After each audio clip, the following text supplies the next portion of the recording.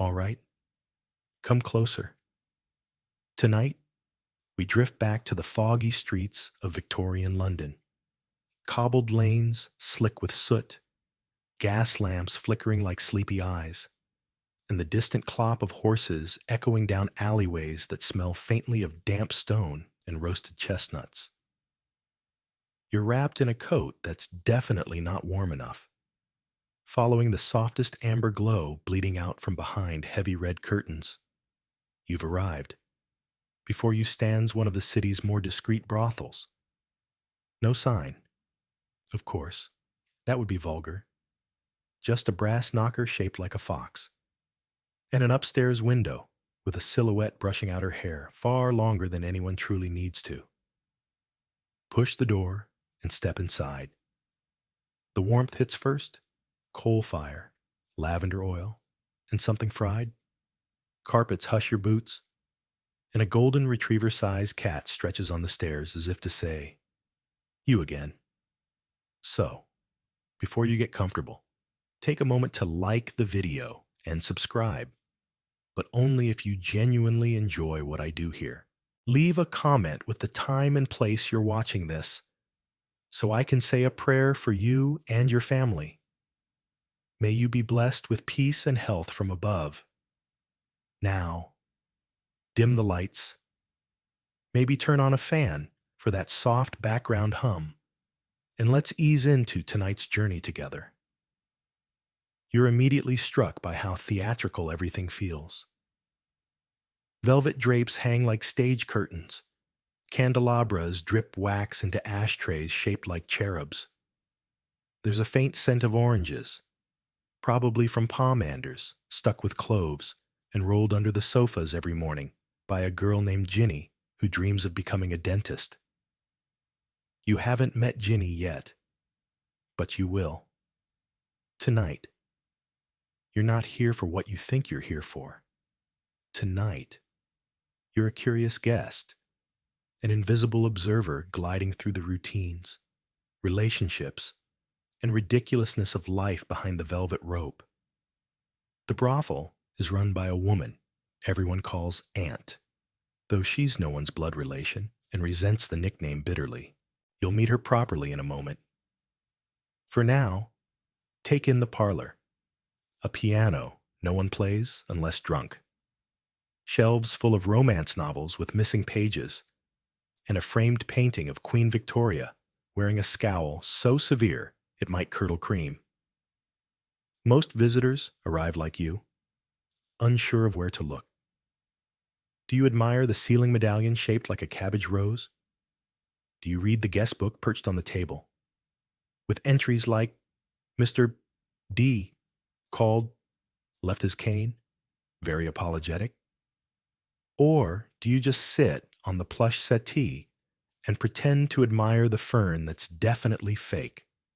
Historians still argue whether brothels of the time had ferns because they were fashionable, or because nothing else survived the steam. A bell rings. Somewhere upstairs, a floorboard gives a sharp yawn.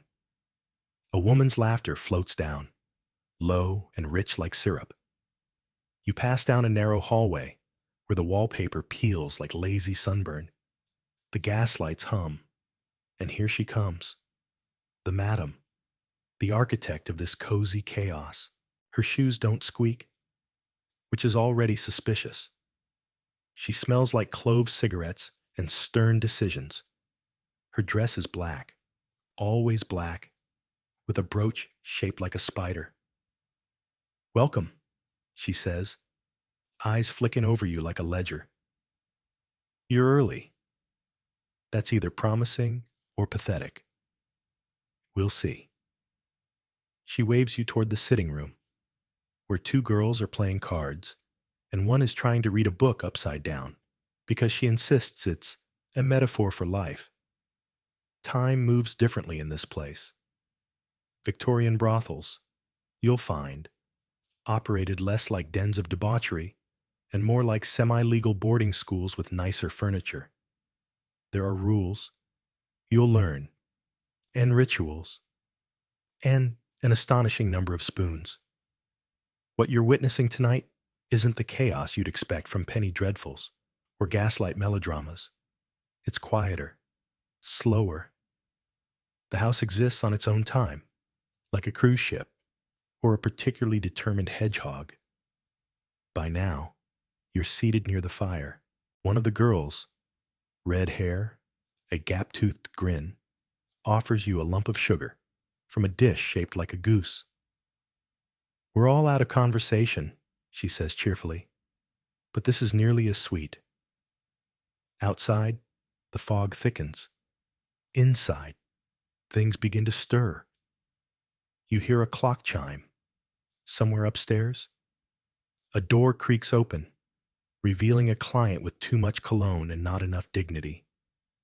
You will not be going with him, but you will learn what he carries in his coat pocket. Spoiler, it's a potato. We'll get there. For now, stretch out.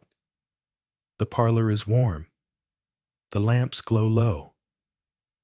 And tonight, the story is just beginning. You don't make it 3 steps past the parlor before Aunt stops you again. She doesn't like people wandering. She's the kind of woman who manages chaos with a teaspoon and a sideways look.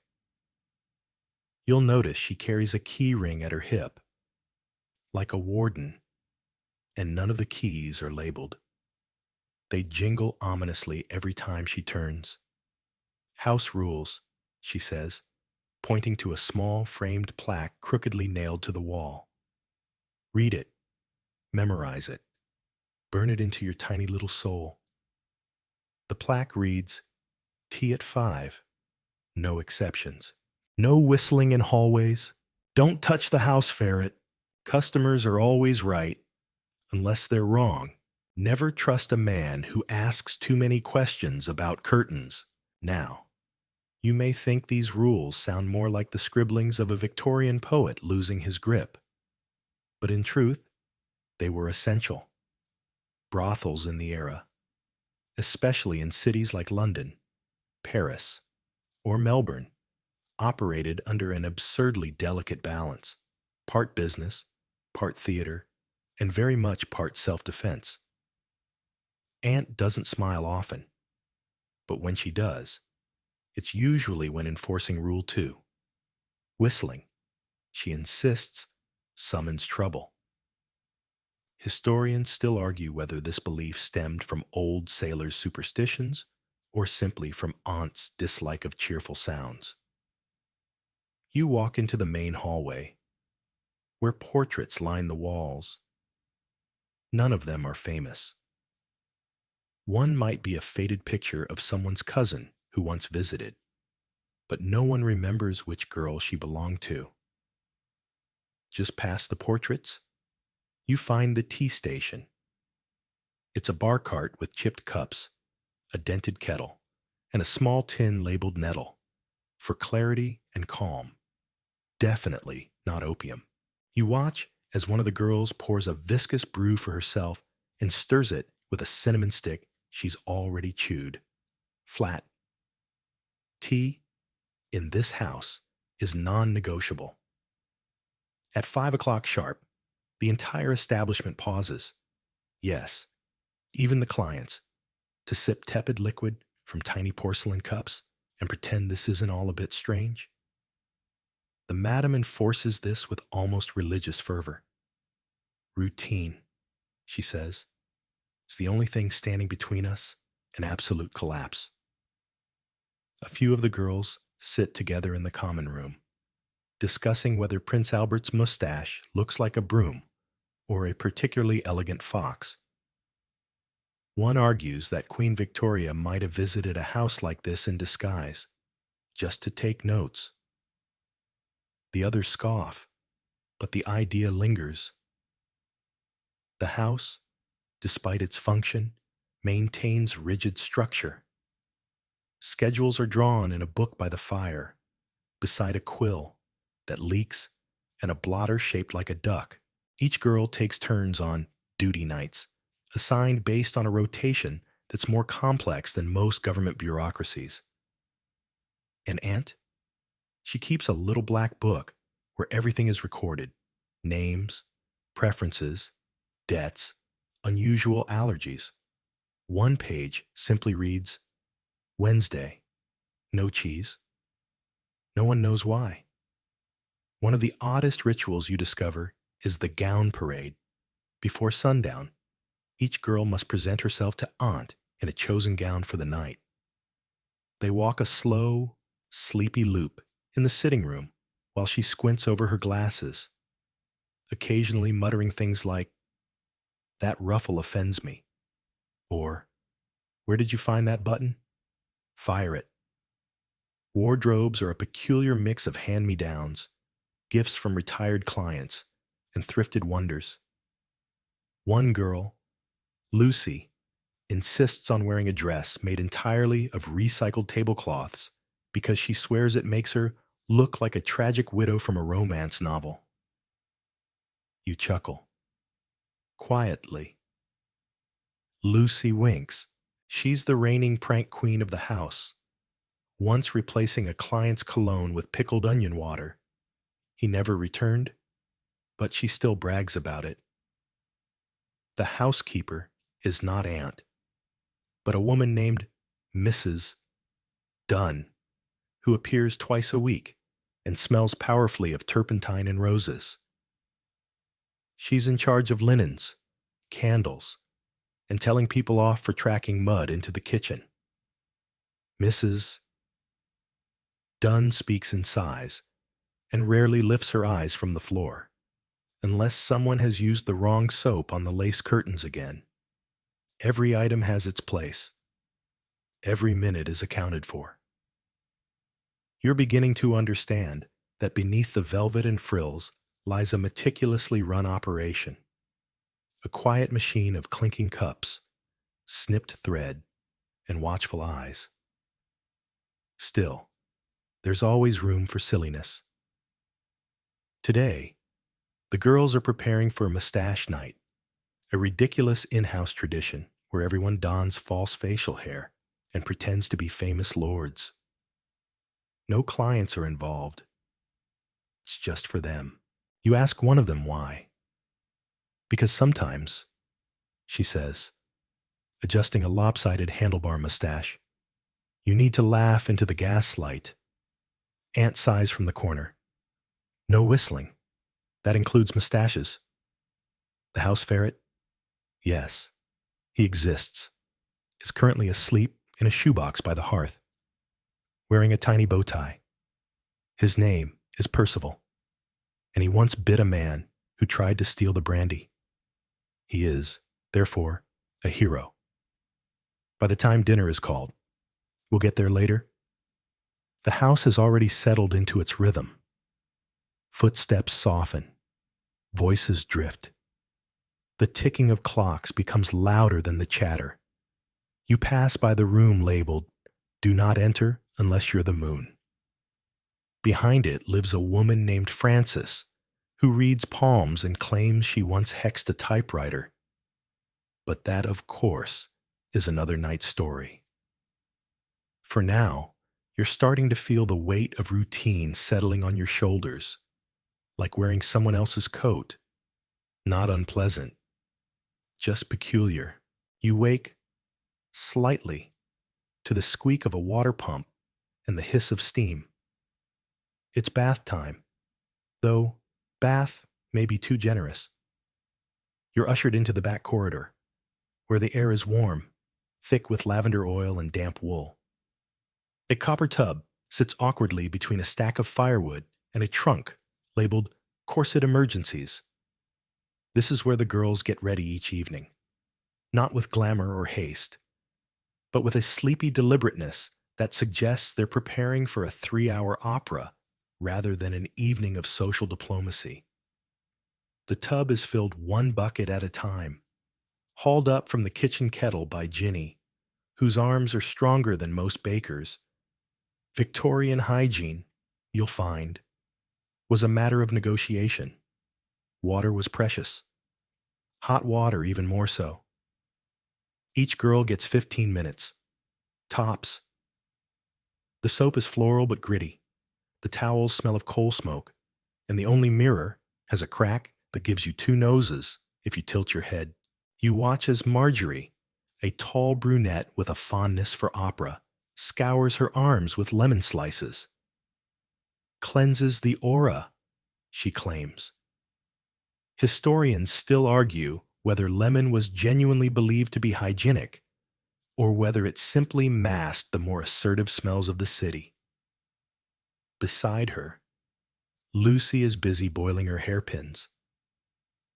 It's the only way to stop the lice from holding family reunions. She winks. Don't worry, they're mostly social. Corsets are next. They hang like somber skeletons on the wall, tight-laced, whaleboned, and unforgiving. It takes 2 girls to strap one on. 3 if the wearer had bread at lunch. There's a rhythm to it. Exhale, pull, grunt, pin, and hope. You try not to flinch as you hear the corset cords tighten. Lucy, mid-lace, mutters, "If breathing were a luxury, I'd be broke by now." Makeup follows. Not the vibrant rouges and shimmering powders you might expect. No.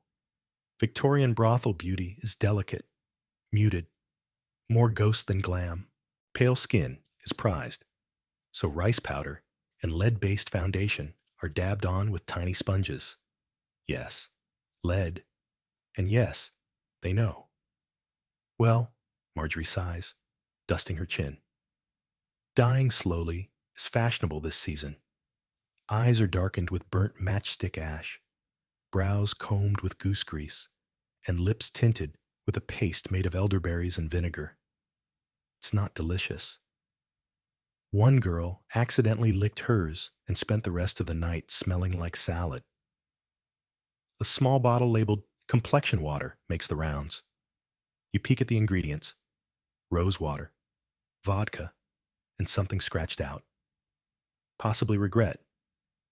Then there's the hair, crimped, pinned, powdered, teased. Frances wears hers in a braid so long it requires its own chair. Ginny prefers a nest of curls that could house a small bird.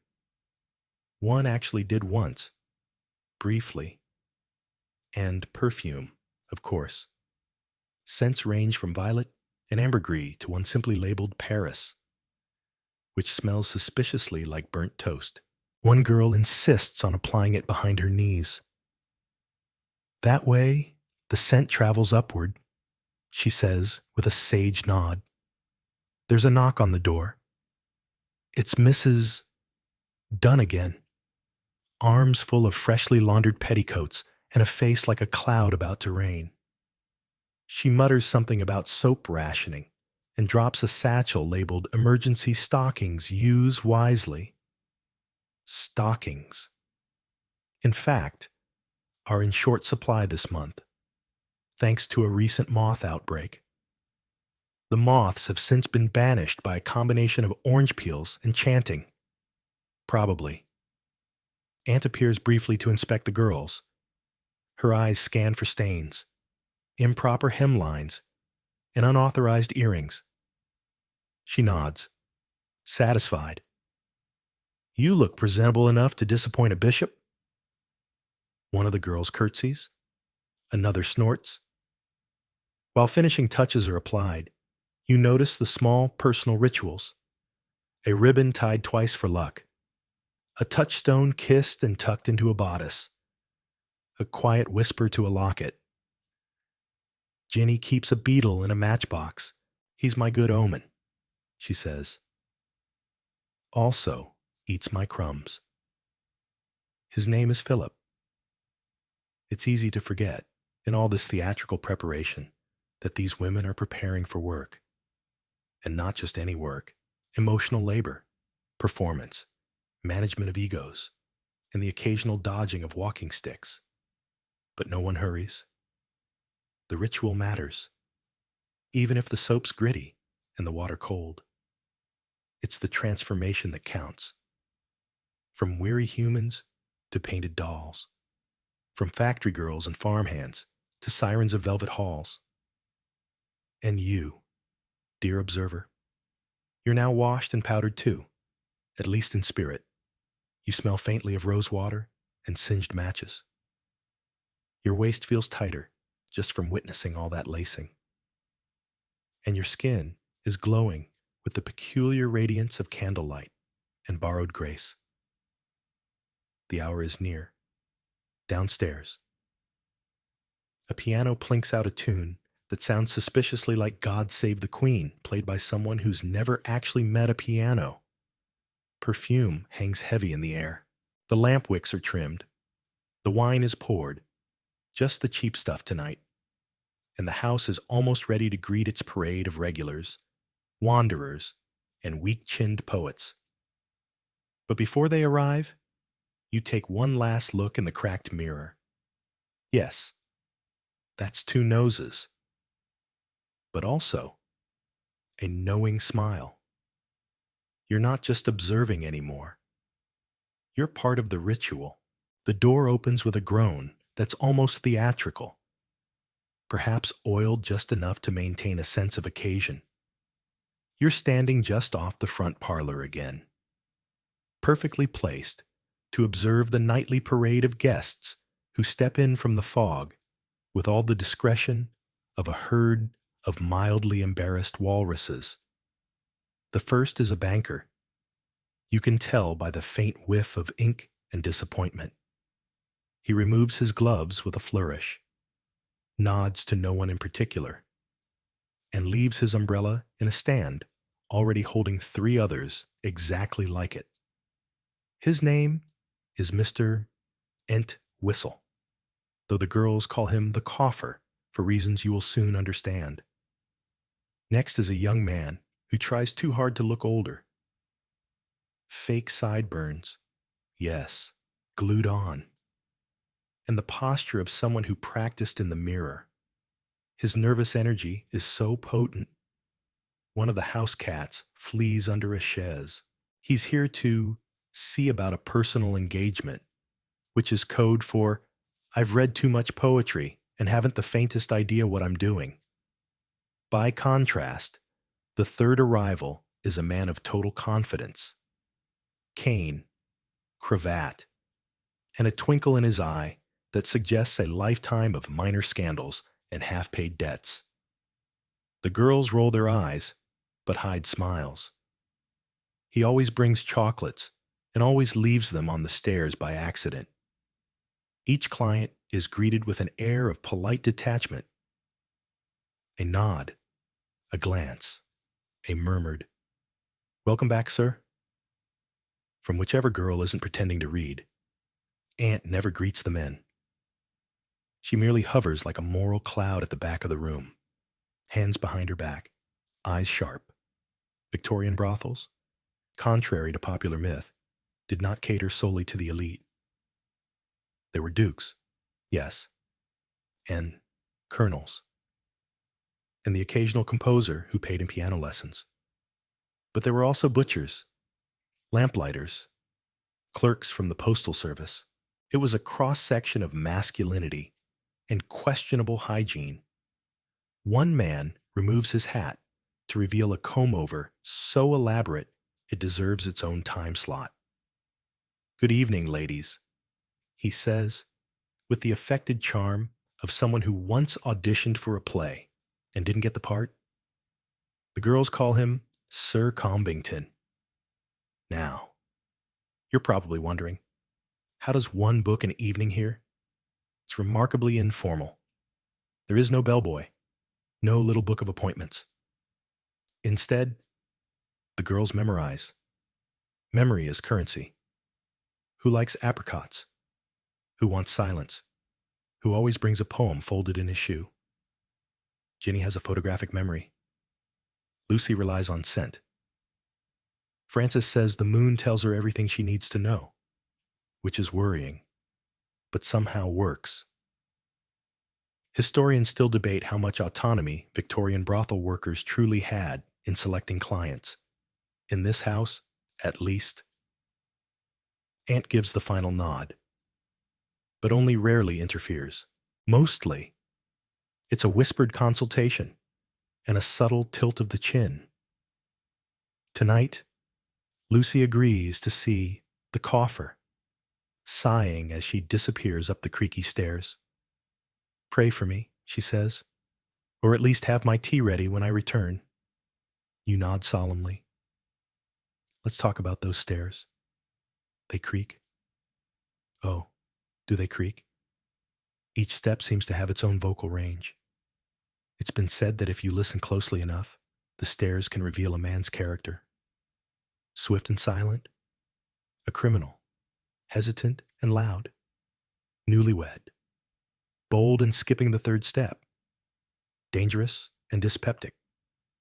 As you follow the flow of guests, you begin to notice the oddities. The man who brings his own slippers, the one who insists on being referred to as commander despite no known military service, the shy regular who only visits to play chess and loses every time to Ginny, who giggles like she's never won before. One gentleman, a portly brewer with surprisingly delicate hands, brings his parrot. Yes, a parrot. It waits downstairs on the hat stand and occasionally yells, scandalous, at entirely inappropriate moments. No one knows where it learned that, possibly from Aunt. You overhear fragments of conversation. Do you think I'd look good in burgundy? Was not a duel. It was a disagreement with sabers. She said my cravat resembled a pastry. I did not cry. I exuded emotion. As the evening stretches, the mood lightens. Wine is passed around. Someone tunes the piano slightly better than usual. Tibby the cat reappears, trotting between rooms with the air of someone checking inventory. By now, you've realized that clients don't just come here for what you'd expect. Some come to feel powerful, yes, but others come to feel seen, heard, laughed at, gently, or to read a poem out loud and be applauded, even if it's awful. Marjorie once spent 3 hours listening to a man explain his theories about wallpaper. She now refuses to sit in any room with florals. The line between performance and honesty is thin here, but not non-existent. Francis insists that every man has 3 selves. The one he shows the world, the one he shows in this house, and the one he only reveals while trying to take off his boots. You glance over and see a man snoring into a cushion shaped like a duck. His cane dangles precariously from his elbow. No one wakes him? Sleep, after all, is as valuable as anything else exchanged in this place.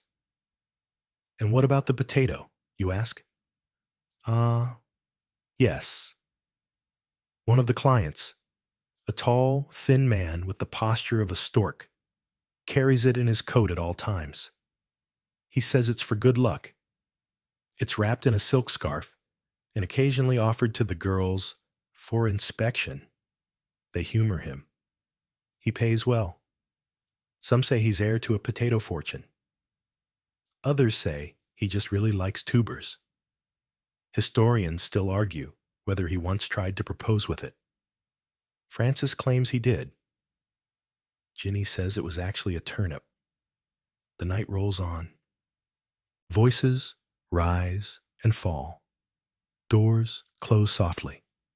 Somewhere, a candle is extinguished with a sigh. And you sit by the window, watching fog roll across the street lamps. You're not part of the revelry. Not exactly.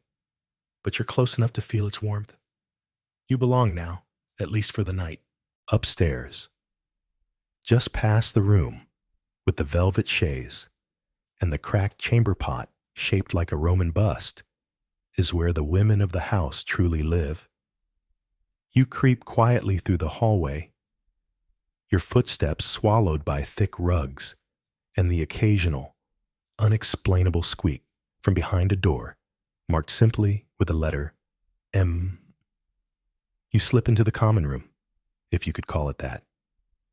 It's part dressing room part storage area, part sanctuary, and part battlefield. Here, corsets hang beside cracked teacups. Half-read novels lie open on their spines. Hairpins glint from the floorboards. And a stuffed crow wearing a monocle stares down from a shelf like it's judging your life choices. This is where the women gather when they're not on. It's also where the real stories unfold. Take Marjorie, for example. She's stretched out on a threadbare settee, reading aloud from The Woman in White in an overly dramatic voice, adding sound effects with a tarnished spoon. Ginny throws a pillow at her, then steals it back seconds later to prop up her own boots, which are drying by the fire after an unfortunate encounter with a chamber pot lid. They bicker constantly, like sisters who didn't get to choose each other. But there's affection underneath the sarcasm. Ginny once punched a man for insulting Marjorie's singing voice. Marjorie later baked her a treacle tart in thanks. It was inedible. The sentiment was not. Then there's Frances. Always Frances. She claims to have been born during a thunderstorm, raised by a French governess, and destined to marry a Venetian count who disappeared under mysterious circumstances. No one knows how much is true, but everyone listens anyway. She once told a client she was a widowed acrobat, and he sent her a trapeze for Christmas. Historians still argue whether Frances was lying or just cosmically lucky. Lucy is the youngest, only just out of her teens, and already has the weary humor of a woman twice her age. She collects buttons, hundreds of them. They're arranged by color in a biscuit tin under her bed. One for every time I bit my tongue, she says with a wink. And yes, Tibby the Persian cat does. In fact, rule the entire upstairs. Tibby's fur is so well kept that rumors spread he was once a show cat. He eats only from a blue saucer, tolerates exactly 2 people touching his ears, and once dragged an entire sardine up the stairs like a furry little war hero. When clients misbehave, Tibby is known to appear suddenly on their chests, purring menacingly. He answers to no one, aunt included. Now let's talk sleeping arrangements. The rooms are shared, generally 2 to a space unless someone's in an emotional spiral, Frances's term, in which case the arrangement becomes more fluid. Bed curtains provide privacy, but not much sound protection. Snores, whispered stories, and the occasional muffled weeping fill the night. Each girl personalizes her corner. Lace doilies, clippings from magazines, portraits of long-dead relatives they never met. Marjorie keeps a tiny pressed flower under her pillow. Ginny has a shoebox full of letters she never sent. Frances once wallpapered her bedpost with old ticket stubs. There's a mutual understanding in the room. Judgment is reserved for outsiders. In here, you can be strange, sentimental, or silent. You can dream of Canada, or cobblers, or owning a bakery where no one ever asks your name. You find a dusty board game in the corner called Royal Pathways to Success. The rules are incomprehensible and may involve throwing marbles at a map of India. Ginny insists it was invented by a colonel's daughter who died of boredom. It's played anyway, late at night, by candlelight, mostly as an excuse to eat licorice. Every so often, an argument breaks out over borrowing a shawl, over sugar cubes gone missing, over who left a slice of eel pie in the wardrobe. But the fights are brief. This is their fortress, after all. And you don't poison your own tea. Once, a client fell in love with Lucy and offered to rescue her. She laughed so hard she cried, "Rescue me to what? Exactly, crochet, and resentment. He left confused. She later embroidered rescue this onto a handkerchief. Aunt visits the upstairs only rarely, and when she does, it's as if the queen herself has entered. She checks the windows, peeks under beds, and says cryptic things like, "Keep the west shutters latched, just in case." Just in case what? No one knows. There's a rumor that one girl, long gone now, used to hide coins inside the wallpaper. Francis says you can hear them if you knock 3 times with a wooden spoon. You try it. No sound. Francis shrugs. She probably moved them. Clever girl. Sometimes there are moments of genuine stillness. Marjorie softly hums a tune from her childhood. Ginny sketches something in the margins of her diary. Francis lies back, her face lit by candlelight, whispering a memory no one interrupts.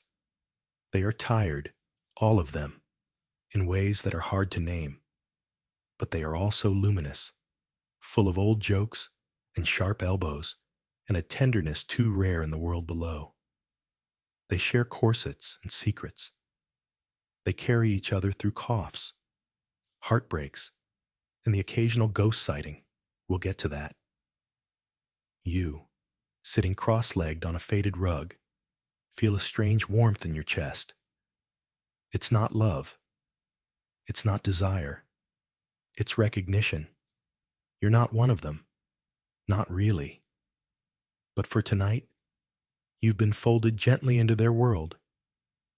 And Tibby has started kneading your lap, which means you've officially been accepted. You're back downstairs now, guided by the rhythmic thump of footsteps and a peculiar smell that you eventually identify as boiled turnips mingling with tobacco. Welcome to the parlor again. But this time, it's quieter. The first wave of clients has vanished into curtained rooms, and now you get to properly examine the furnishings.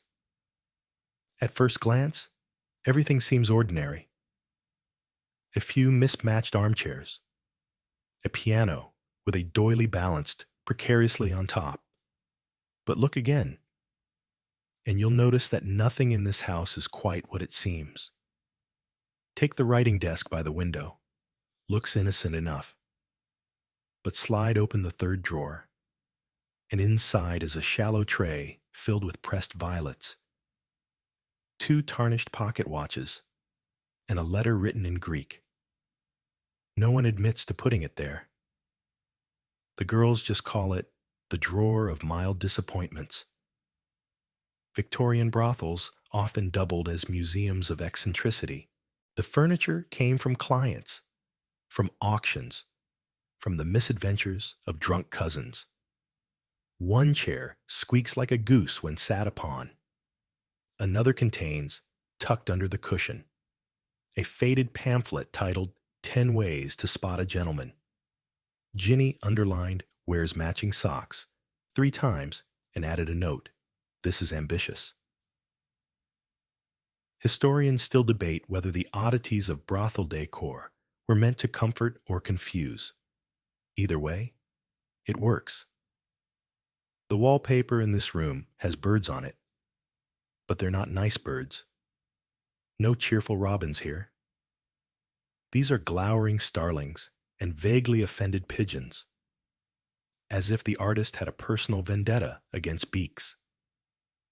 In one corner is a fainting couch no one ever faints on, but it's draped with an embroidered shawl bearing the initials M.W. and trimmed in fringe that's slowly unraveling. You sit on the love seat with the least questionable springs and run your fingers over the coffee table's worn surface. It's covered in scratches, some names, some dates, one sketch of what looks like a hat riding a bicycle. Then there's the bookshelf. Oh, the bookshelf. A treasure trove of terrible fiction, forgotten memoirs, and a thick manual titled The Art of Managing Ducks, which, for reasons unknown, is wildly popular. Lucy's favorite is Flora's Almanac of Curious Events, an 1842 publication filled with such gems as June, Beware Rain Frogs, and October, a fine month for mild rebellion. The shelf also contains a row of mystery novels, each with missing endings. Frances insists she took the final pages out of each and burned them for dramatic effect. And then your eye catches it, a false book. Titled Volume 8, Treatises on Buttonry. It's actually a disguised box holding a delicate perfume bottle and a locket containing a miniature painting of a fish in a waistcoat. No explanation offered. Beneath the floorboards, Ginny once found a stash of theater tickets dating back 20 years. She framed them. They're now arranged in the hallway like battle medals. Even the fire grate holds secrets. Behind it, an old silver coin wedged into the brickwork, blackened by time, but still glinting like a wink from history.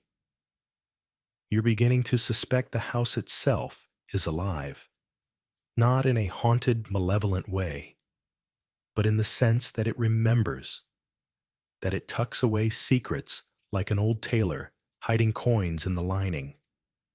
The furniture here isn't comfortable in the conventional sense. It's comfortable in the way an old coat is, familiar, a little scratchy, but warm and full of stories you forgot you remembered. One of the lamps has a dent. Marjorie says it came from a man who tripped over Tibby and tried to blame the wallpaper. Another has a shade covered in pressed petals. No one knows who did it, but it smells faintly of rosemary when it warms. The girls sometimes rearrange the room at midnight. They do it quietly, as a joke, to confuse Aunt. She pretends not to notice.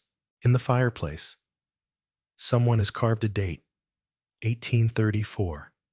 Just that. No initials. No explanation. It's the subject of ongoing debate. Frances believes it's the date of a secret pact. Ginny says it's the day someone realized they'd never marry a duke and got on with things. The brothel has no central heating, of course, just the fireplaces and the heavy drapes that trap warmth like secrets. Each chair sits a little too close to the hearth, as if jostling for comfort. And yet, there's peace here, a warm, slouchy kind of peace, like napping in a library where no one's allowed to shush you. You imagine the conversations these chairs have overheard, confessions whispered into velvet, promises made under candlelight and swiftly forgotten, philosophical musings about soup, or socks, or love. Victorian society demanded polish. It demanded posture and precision and never mentioned the thing behind the thing. But here, people drop their facades, just slightly. They lean in. They laugh. They weep into lace cuffs and eat biscuits off the floor. You notice a small drawer beneath the piano bench. It contains 3 broken quills, a faded menu from a long-closed cafe, and a note that reads, "Tell her the jam was good." No name. No date. Is it tragic? Is it silly? Yes. Perfectly both. Tibby slinks across your feet again. He hops up onto the armrest beside you and stares at the dented candelabra like it owes him money. Aunt appears in the doorway. Just for a moment. She surveys the room, the flickering shadows, the worn velvet. "Everything where it should be?" she asks. It's not really a question. You nod, and she vanishes as softly as she came. The candelabra flickers once, twice, and settles. The room, strange and cluttered as it is, feels content. The clatter of spoons, the faint groan of a dumbwaiter, and the unmistakable tang of overcooked cabbage wafting in from the stairwell. It's dinner time, or, more accurately. The evening meal, as Aunt insists on calling it, because the word dinner is far too aspirational for what's about to happen. The dining room is a narrow space off the back hall, with a long table made from 3 smaller tables pushed together, uneven legs wobbling like a newborn foal. A lace runner attempts to disguise this architectural compromise, but it mostly just collects crumbs. You're seated at the far end, beside a bowl of pickled walnuts no one admits to liking, but everyone insists on serving for tradition. Across from you sits Lucy, eyeing a questionable loaf of bread like it owes her money. Victorian brothel meals, you learn quickly, are a curious mixture of economy and eccentricity. The girls are not starved. Aunt considers that bad for morale, but the menu tends to lean hard into beige. Tonight, it's tepid mutton stew, a tray of grayish boiled potatoes, and what Marjorie cheerfully refers to as yesterday's enthusiasm in aspic. Ginny brings out the wine, a deep red with a bouquet of vinegar and poor decisions. Still, it's served in mismatched crystal glasses, one of which bears the insignia of the Duke of Kent.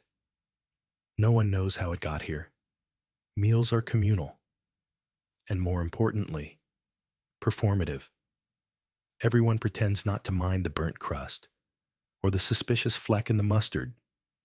Frances sprinkles something from a tin onto her stew and mutters, "For courage." No one asks what it is. Mrs. Dunn clatters in with a tray of oversalted greens and a bowl of what she only refers to as the special pudding. It trembles ominously. You notice the girls adopt different personas here. Ginny becomes sarcastic. Lucy becomes poetic. Marjorie turns into a mother hen. And Frances, well, Frances recites Latin and offers to bless the gravy. Historians still argue whether meals in houses like this were genuine moments of camaraderie or just survival with napkins. The truth, as always, lies somewhere in between the pickles and the sighs. And yes, they do use napkins. One even has embroidery, property of Sir Combington. It's unclear whether this was stolen or gifted. The ambiguity adds flavor. Aunt dines separately, as is her custom. She eats alone in a small room near the scullery, under a painting of a rooster and beside a cupboard filled entirely with cutlery she won't let anyone else touch. Her meals are always simple: eggs, toast, and a single apple sliced with alarming precision. The girls speculate wildly about this. Lucy swears Aunt once cooked for the Queen. Frances insists she eats eggs because she is part owl. During dinner, conversation flows between bites and complaints. Topics include whether ghosts prefer meat or veg, the mysterious disappearance of last week's jam, a new gentleman caller who may or may not be part of a cult. He complimented Marjorie's aura with unsettling confidence. You take a bite of stew and find it surprising, not bad, but suspiciously metallic. Possibly the spoon, possibly the meat, possibly existential dread. One girl, Nora, quiet, with a laugh like a hiccup, starts humming an old lullaby between bites. The room goes still for a moment. The tune is familiar in that way. All old songs are gentle, haunting, and soaked in starch. The meal ends with weak tea, served in cups of varying sizes. Yours has a chip shaped like a goat. Sugar is rationed, but someone sneaks you a second lump under the table. This is considered a love letter. And now, the ritual of the after-dinner complaint. Each girl takes turns voicing a grievance from the day. These range from "Percival the ferret chewed my bonnet string again" to Why are we out of cinnamon when no one uses cinnamon? Aunt records them in a small notebook labeled Troubles. Ongoing. No solutions are offered. That's not the point. The complaint ritual is catharsis wrapped in routine, like a hot towel for the soul. Francis, full of pudding and poetry, proposes a toast to the mold in the jam, the chip in the plate, and the blessed chaos of this life. They all raise their glasses. You do too. You're not here for the food. No one is. But you're full, in a strange and sideways sort of way. Full of warmth, laughter, stories, and possibly unregulated preservatives. As the dishes are cleared, stacked in a teetering tower that Ginny insists she can balance with the right amount of menace, the candles burn lower, and the room settles into a lazy kind of stillness. Tibby appears under the table, chasing something invisible. He yowls once, dramatically, and disappears again. You're handed a peppermint. You don't know where it came from. You don't ask. The dining room may be narrow, the chairs rickety, and the pudding suspect. But here, under this gaslight glow, surrounded by threadbare laughter and the unmistakable aroma of overboiled ambition, you feel, oddly, at home. After dinner, the house shifts again, subtly, like a stage between acts. Dishes clink in the background. The gas lights are trimmed a little lower, and someone somewhere begins plunking out a tune on the piano that may or may not be Greensleeves, depending on how forgiving your ears are. You make your way back into the main salon, where a few of the girls are preparing for the most misunderstood part of brothel life, the entertainment hour. Now, don't get ahead of yourself. This isn't burlesque. This isn't can-can. This is, well, let's just say it's somewhere between a parlor game, a talent show, and a Victorian fever dream. Lucy is setting up a folding screen made of 3 laundry racks and a moth-eaten curtain. We're doing shadow puppets tonight, she announces. You're welcome. Shadow puppets in a brothel. Historians still argue whether this was common or whether this house is just creatively cursed. Ginny warms up with a few birds and a surprisingly accurate depiction of a man eating soup with judgment. The crowd, consisting of Francis, a sleepy banker, and you, offers polite applause. Meanwhile, Marjorie has taken over the piano. She can play, technically, but she prefers to improvise moods. Tonight's theme appears to be melancholy goose at dusk. Victorian brothels, especially the mid-tier ones like this, often offered entertainment beyond the usual assumptions. Many women were literate, musical, artistic, or at least clever enough to fake it with flair. Tonight, the girls take turns reciting poetry. Not good poetry, mind you. Mostly dramatic readings from penny serials with titles like The Corset and The Candelabra or Murder at the Millinery. Frances stands dramatically, tosses a shawl over one shoulder, and recites, "Her lips were red, her eyes like fire. She stabbed him once, and then the squire." A beat. "She really hated horses," she adds, and bows. The crowd goes wild, in the mildest possible way. You're handed a program. It's handwritten in violet ink and features a list of acts including Tibby's interpretive pacing, canceled due to mood. A riddle from Mrs. Done. Answer. Cabbage. Name that smell. Always controversial. The Grand Hat Review, pending audience enthusiasm. Tonight's special guest, a gentleman client known only as Mr. Pepper. who insists on performing Shakespeare with a handkerchief puppet he calls Lady Cranberry. He's terrible. Everyone loves it. The entertainment is not about polish or professionalism. It's about silliness, solidarity, and the blessed relief of not having to pretend to be seductively mysterious for a full hour. Aunt, of course, does not participate. She sits in the hallway with her knitting and a listening face that gives nothing away. But once, just once, someone claims to have heard her chuckle during a limerick about a chimney sweep with 3 left shoes. As the performances wind down, the games begin.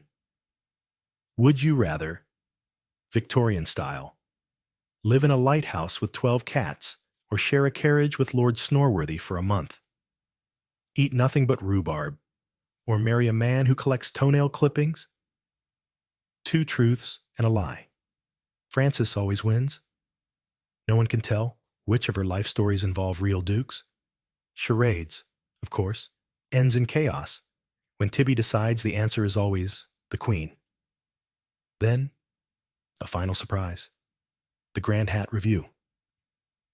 The girls each reveal a hideous or magnificent hat pulled from the costume trunk of dignified regret. Ginny wears something made of feathers, buttons, and what may be a taxidermied mouse. Frances dons a turban and announces herself as Princess of the Moonlight Sausage. No one asks for clarification. Aunt walks in, sees the display, and, without missing a beat, says, "That mouse owes me rent," then disappears. Laughter, real, full-bellied, uninhibited laughter. It rolls through the room like thunder wrapped in silk.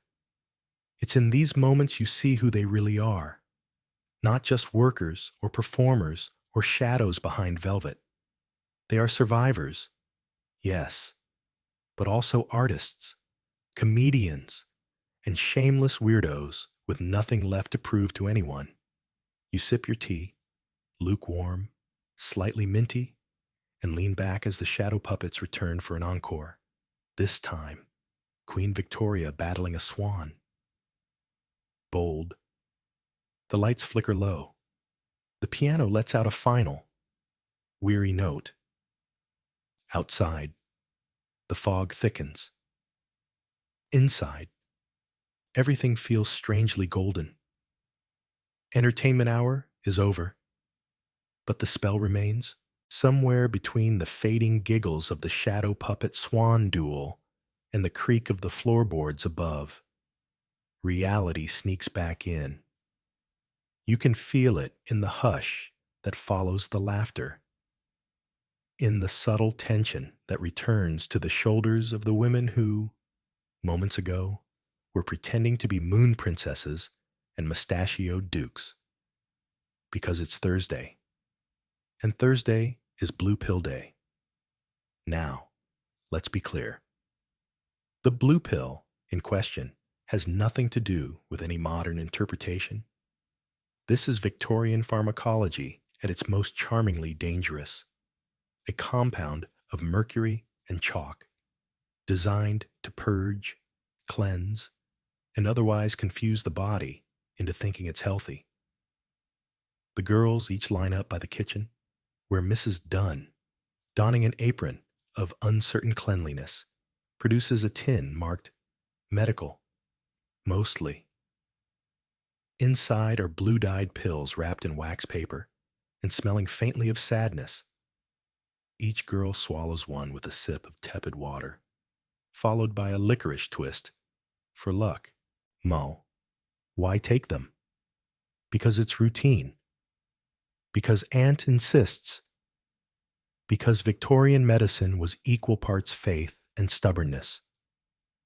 Historians still argue whether these pills did any good, or just kept the doctor's bills away through sheer intimidation. You sit at the edge of the room, watching the faces. Some wrinkle with distaste. Some show nothing at all. Ginny pops hers in and chews. I like the crunch. she says, horrifying everyone. Tonight's guest physician, a moon-faced man with unfortunate sideburns and an equally unfortunate stutter, has arrived for his weekly inspection. Not that he inspects anything. Mostly, he sits in Aunt's office, drinks brandy, and sighs deeply when asked questions. Still, appearances must be kept. The girls each drop in, one by one, to have their pulses checked and their tongues examined. Frances claims she once bit his finger. Accident, she whispers with a wink. Health is a constant undercurrent here. Not just physical, but emotional. The house keeps its own rhythms, partly to protect its girls from chaos, partly to help them forget what chaos they've already lived through. In the corner sits a chest labeled the clinic. Inside are balms, gauze, a jar of pickled garlic, and 3 bottles of Aunt's homemade tonic labeled Elixir for Women of Iron Will. The recipe is secret. The color is suspicious. Lucy once drank it before a scheduled appointment and ended up quoting Shakespeare for 3 hours. She insists it was an improvement. The girls have developed their own remedies, of course. Frances swears by mustard plasters. Marjorie keeps a pouch of dried rose petals she boils into tea when her bones ache. Ginny's cure for anything is sleep and insults. And then there are the real dangers, not often spoken about, but always there. Clients who cough too hard, the scratch at the back of a throat that won't go away, the ache in the stomach that flares once a month, every month. This is why the house keeps its rules.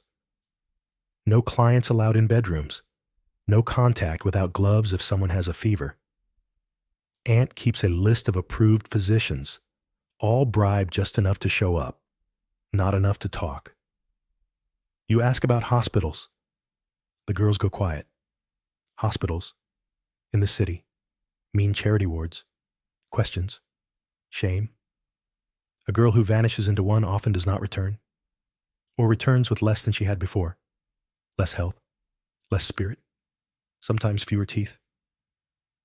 Instead, they care for each other. Marjorie once stayed up 3 nights nursing Lucy through a fever.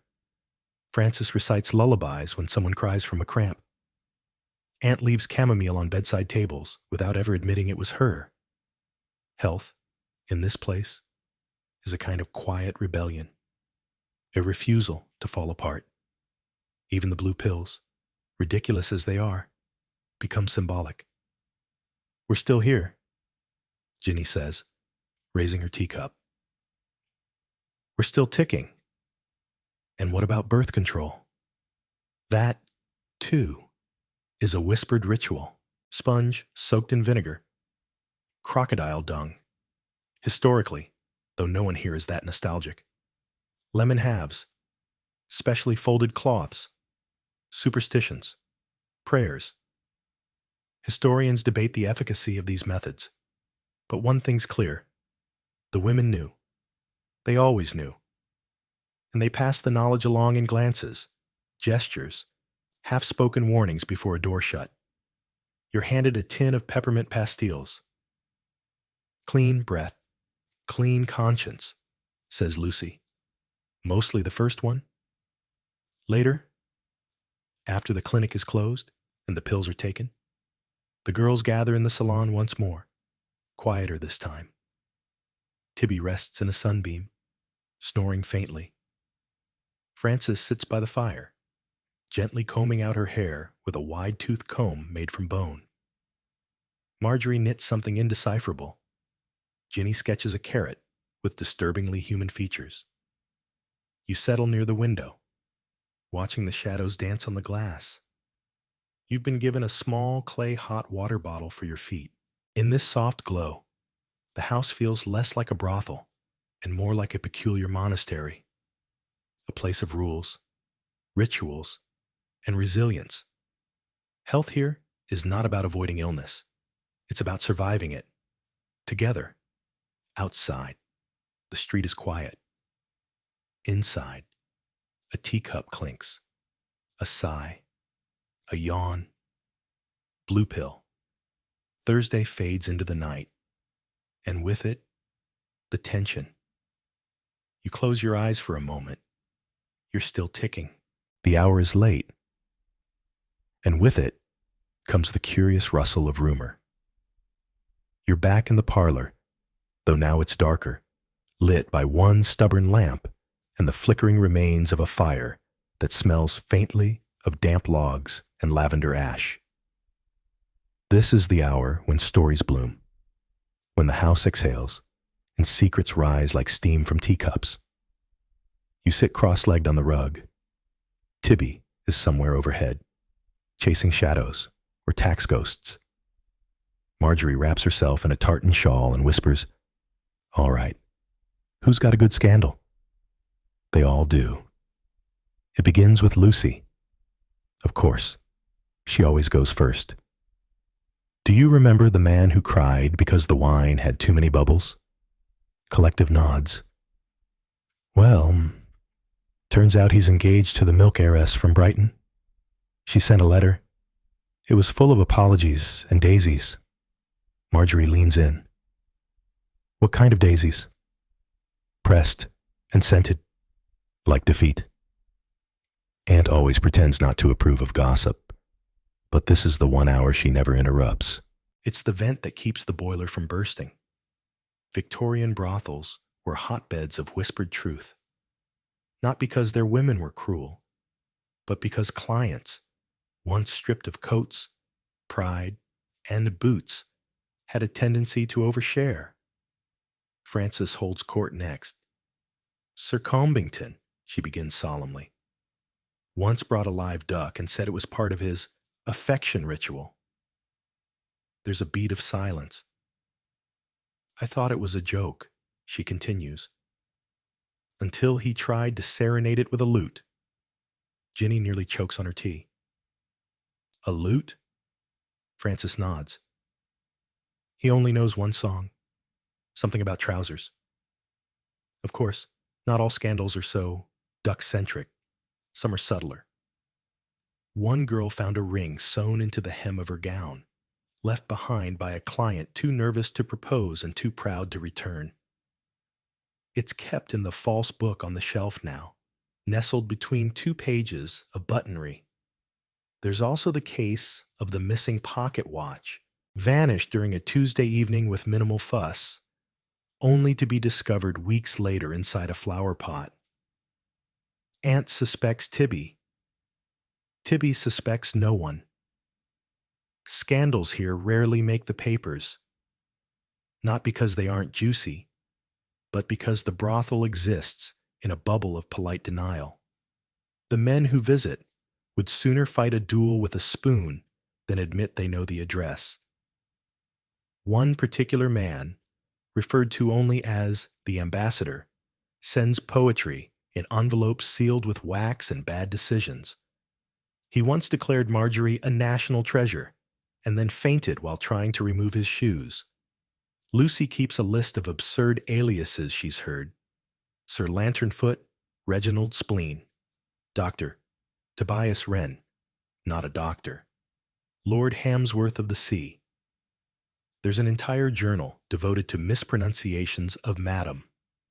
Highlights include marm, madame, and mommy, which caused a tea accident so catastrophic the rug still bears the mark. Tonight's favorite tale? The night someone mistook the house for a bakery and tried to order crumpets. With extra mischief, Ginny tried to sell him a stale scone. He paid, tipped handsomely, and vanished. You lean back, smiling. The house, like a sponge, has soaked up 1,000 tiny dramas. Some ridiculous, some romantic, some bordering on tragic, but always softened by time, or wine, or Aunt's firm hand. Historians still argue whether brothel women were the best informed citizens of the city. This house suggests yes. Here, every conversation, every misplaced glove or stolen glance is stored like treasure in velvet-lined drawers. Frances once swore she overheard a duke confess to voting for the wrong bill entirely. Just to spite my cousin, Marjorie clutches her teacup like it's a holy relic. Remember the man who pretended to be French for 6 months? Lucy howls. He didn't even speak French. He just said baguette a lot. The laughter turns soft again. The hour is turning.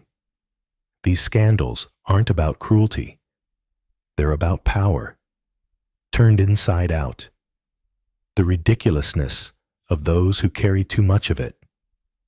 The defiance of women who learn to laugh through their teeth. Someone produces a deck of cards, not for gambling, but fortune-telling. Ginny draws one and gasps, "The turnip." "That's not a card," Marjorie says. "It is now." Ginny replies. You realize, suddenly, that these stories are more than amusement. They're maps, a way to remember who you are in a world that constantly wants to rename you. The laughter lingers like pipe smoke. The parlor dims. The fire cracks low. One final scandal. The tale of a man who came for love and left with a cat. Tibby still won't return his gloves. It's just past midnight when the front hall door creaks open again. Not with the usual swagger of a client, but with a stealthiness that suggests someone trying very hard not to be noticed. You're leaning against the stair rail, half dozing, when you spot her. One of the girls. Mary? No. Tonight she's Daisy. Last week, it was Lenore. Next week, who knows? She slips in quietly, dressed like a maid, scarf tucked low, posture tight with practiced humility. Outside this house, she's someone else entirely. In the daylight, the women of this brothel vanish. Not literally, of course, but through disguise, pseudonym, and plain-faced routine. Victorian society wasn't exactly built on tolerance. And while everyone knew houses like this existed, no one talked about them. And certainly no one admitted to living in one. That's why aliases are worn here as lightly as perfume. Frances has at least 5. Ginny answers to Agnes, Nina, and occasionally Gertrude, depending on which direction the wind blows. Frances claims that in the daylight she's a widow seamstress with a nervous constitution. Lucy becomes a milliner's apprentice with a sick aunt in Kent.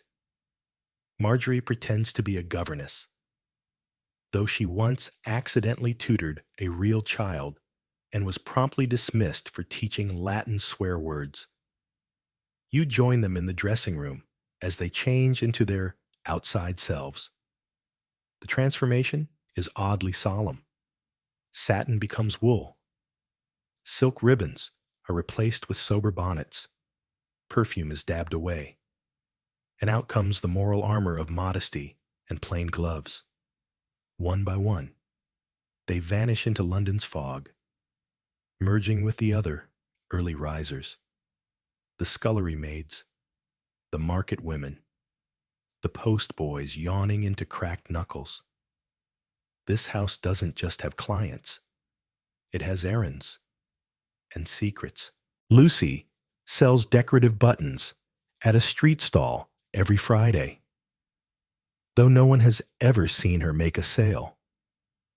Frances visits a lending library where she flirts outrageously with a clerk who thinks she's researching a novel about rural crime. Historians still debate whether Victorian brothel workers lived double lives by necessity or by craft. In this house, the answer is both. It's survival, but it's also, oddly, performance art. Ginny sometimes pretends to be her own cousin. Margaret, who is always too ill to work, poor dear, She sends herself letters under that name and reads them aloud over tea. No one questions it anymore. Even the staff have alternate identities. Mrs. Dunn, it's whispered, once worked as a midwife and still receives mysterious packages wrapped in oilcloth. Aunt? No one knows. Some say she was once an actress. Others insist she was a spy. Frances says Aunt once killed a man with a knitting needle. She might be joking. Even Tibby disappears some mornings, only to return with fish guts on his whiskers and the faint scent of tobacco. No one knows where he goes. They assume it's political.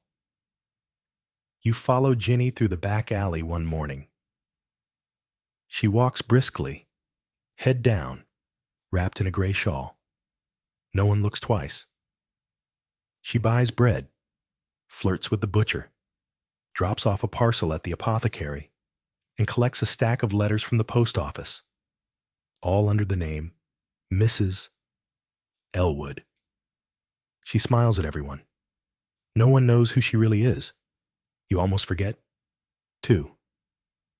At one point, she turns to you and says softly, "It's like theater, but with higher stakes and worse wigs." There's a bittersweet pride in the way they carry these false lives. They know the world outside this house would never accept them for what they are, so they become what the world wants to see. And in that act, they maintain a kind of power. One girl, Beth, or Clara, on Wednesdays, works part-time in a bookstore. Her employer thinks she's a vicar's daughter. She once hosted an entire tea with the bishop's wife without breaking character. The bishop's wife later described her as charmingly peculiar. That's the trick. Outside, they blend. Inside, they are. They've learned to fold themselves into other shapes: a laundress, a lace maker, a widow with a minor cough. The fiction protects them, not just from judgment, but from the ache of too much honesty.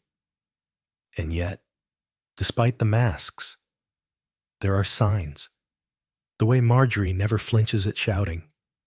The way Frances checks every window twice. The way Lucy always sits with her back to a wall. You begin to understand. The disguises aren't just for the outside world. They're also a buffer, a way to protect the small, trembling truth at the center of each woman, the part that still believes in gentleness. And you? You're starting to wear your own disguise now, aren't you? Just a little. Just enough. Aunt walks past you in the hallway, pausing just long enough to murmur, "Mind your step." The truth's slippery when it's tired. The hallway grows quiet again. A distant bell chimes. Someone sneezes. And the house, once full of costume and contradiction, settles into its next breath. The knock comes at exactly 3 in the morning. Not the hesitant knock of a gentleman client, nor the thudding arrival of a drunk who lost his way. No, this is the sharp, measured rap of someone who expects doors to open. Aunt doesn't flinch. She sets her teacup down, never in haste, never in fear, and glides to the front entrance like she's just remembered she left a candle burning. Behind the door, a constable in a damp coat, mustache twitching, notebook already open. You instinctively step back, even though you're not really here. Police raids on brothels were, officially, a matter of public decency. Unofficially, they were about politics, bribes, and the occasional revenge of a snub magistrate. Aunt opens the door slowly. "Inspector Latchbury," she says with the warmth of a tepid biscuit. "Come to borrow sugar again?" He clears his throat. "Routine inspection. Some noise complaints. You understand." "We've been playing chess." Aunt replies evenly. Very slowly, you notice that she's already flicked the hallway lamp 3 times. Once short, twice long. It's a signal. You don't know how you know that, but you do. Upstairs, you hear the soft shuffle of slippers, the creak of hidden doors closing, the faint hum of a lullaby that wasn't playing a moment ago. This house has its own alarm system, and it's velvet lined.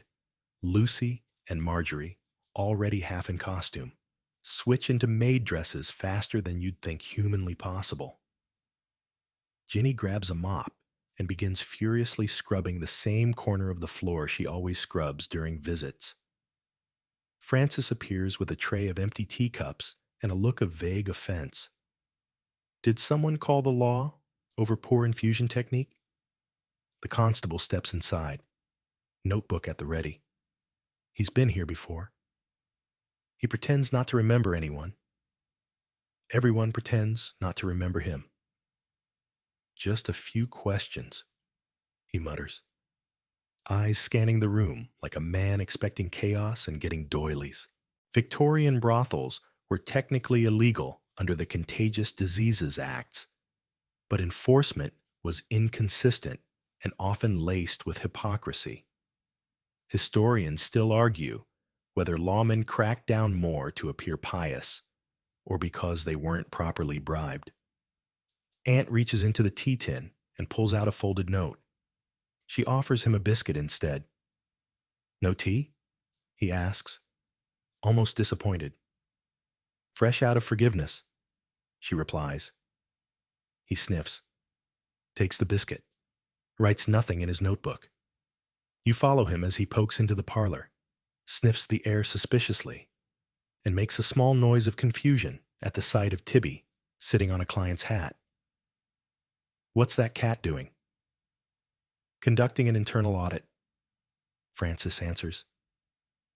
The constable scribbles something down, then scratches it out in the hallway. Lucy passes him with a stack of linens and the most convincing look of domestic suffering you've ever seen.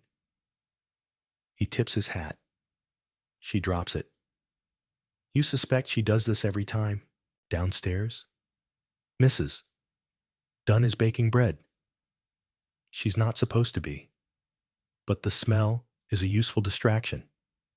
No one suspects immoral behavior when there's yeast involved. The constable wanders into the kitchen. Aunt follows. You can't hear their words, but the tone is clear.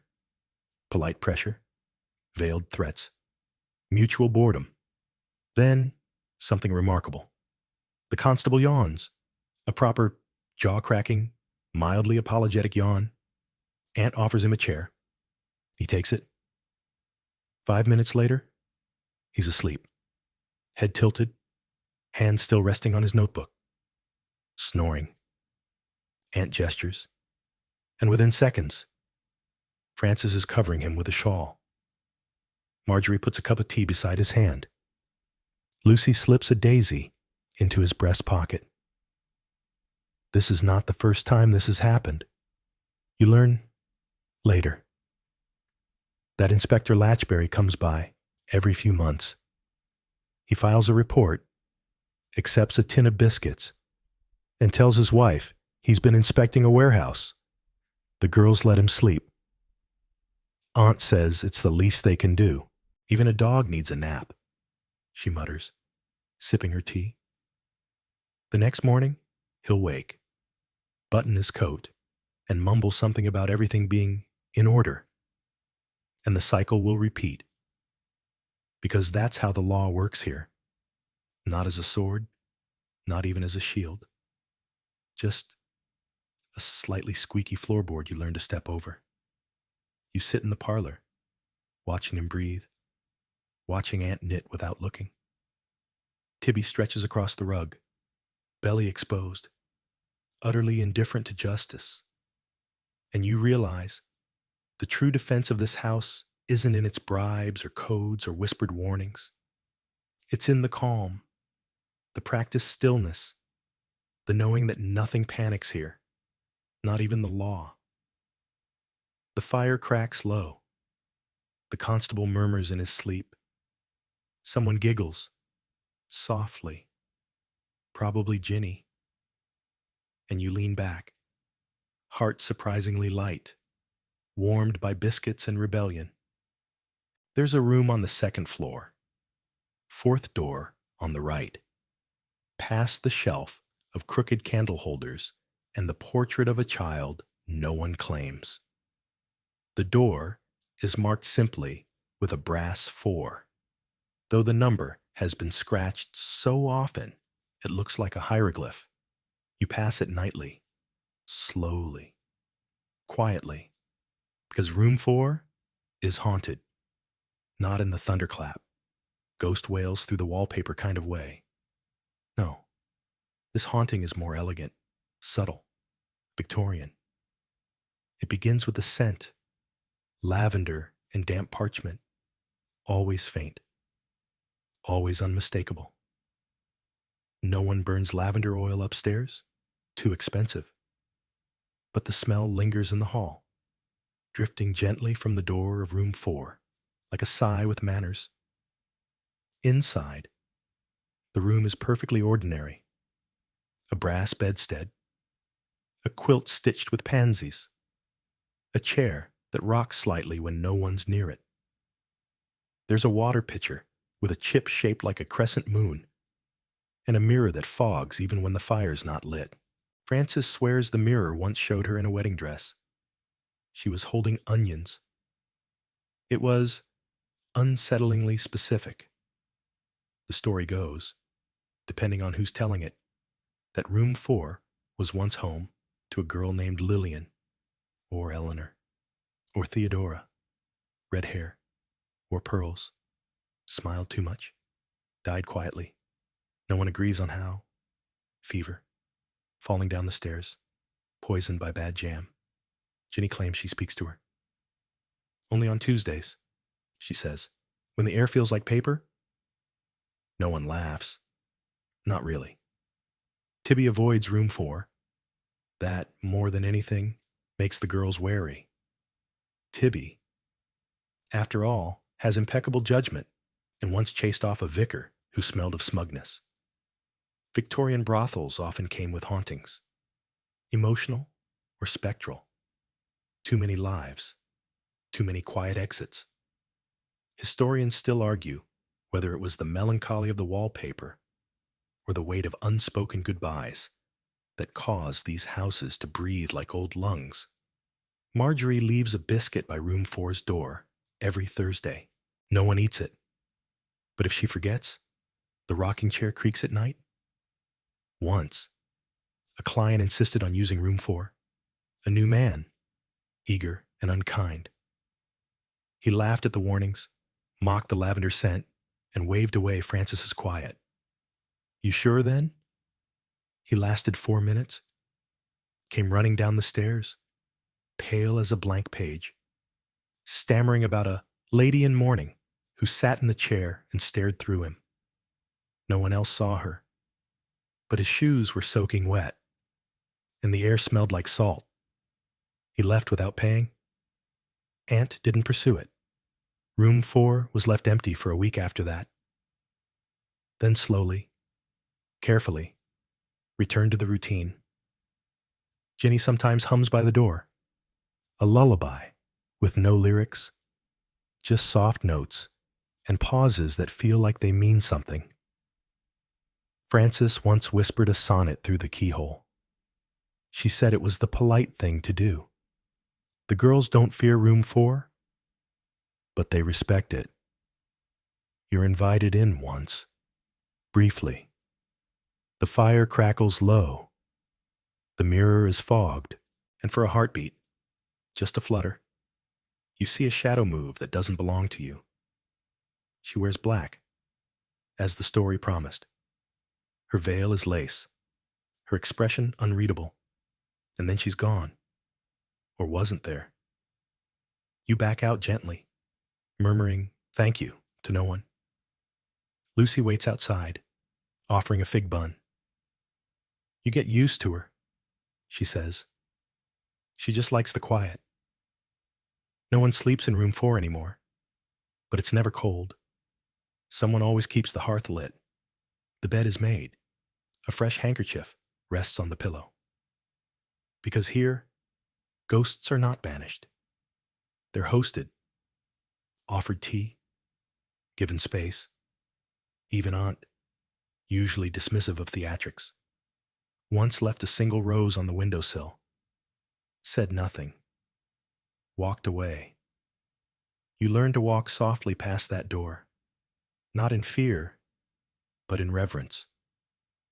The girls say she keeps secrets safe, that she remembers names when no one else does, that she listens, and in a house full of performers, masks, and nightly transformation, maybe that's the kindest haunting of all, a presence that expects nothing but honesty.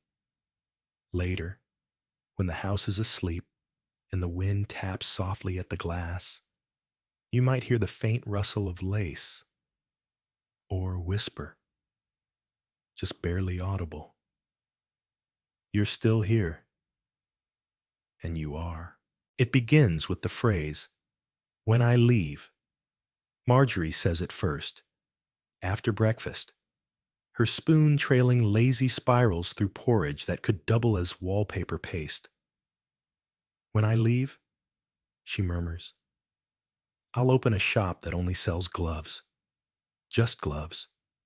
Nothing that needs measuring or boiling." Ginny's head pops up from behind the curtain, where she's been spying on the milkman. "Would you sell mittens?" she asks, genuinely concerned. "Only in emergencies," Marjorie replies, solemn. "Everyone has an exit plan?"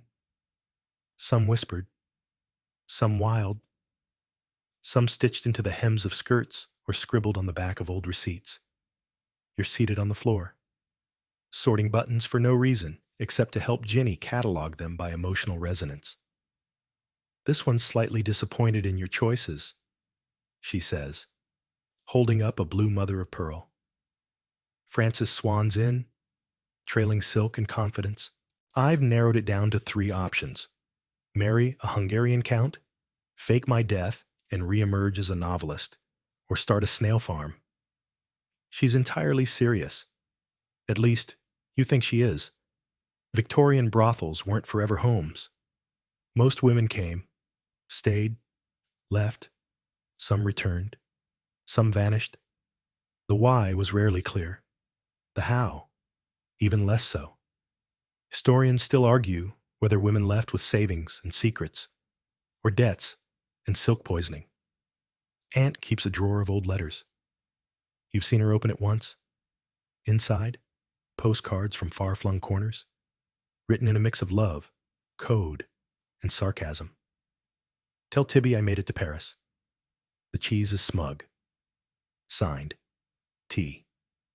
There's a list on the kitchen wall titled Exit Inventory.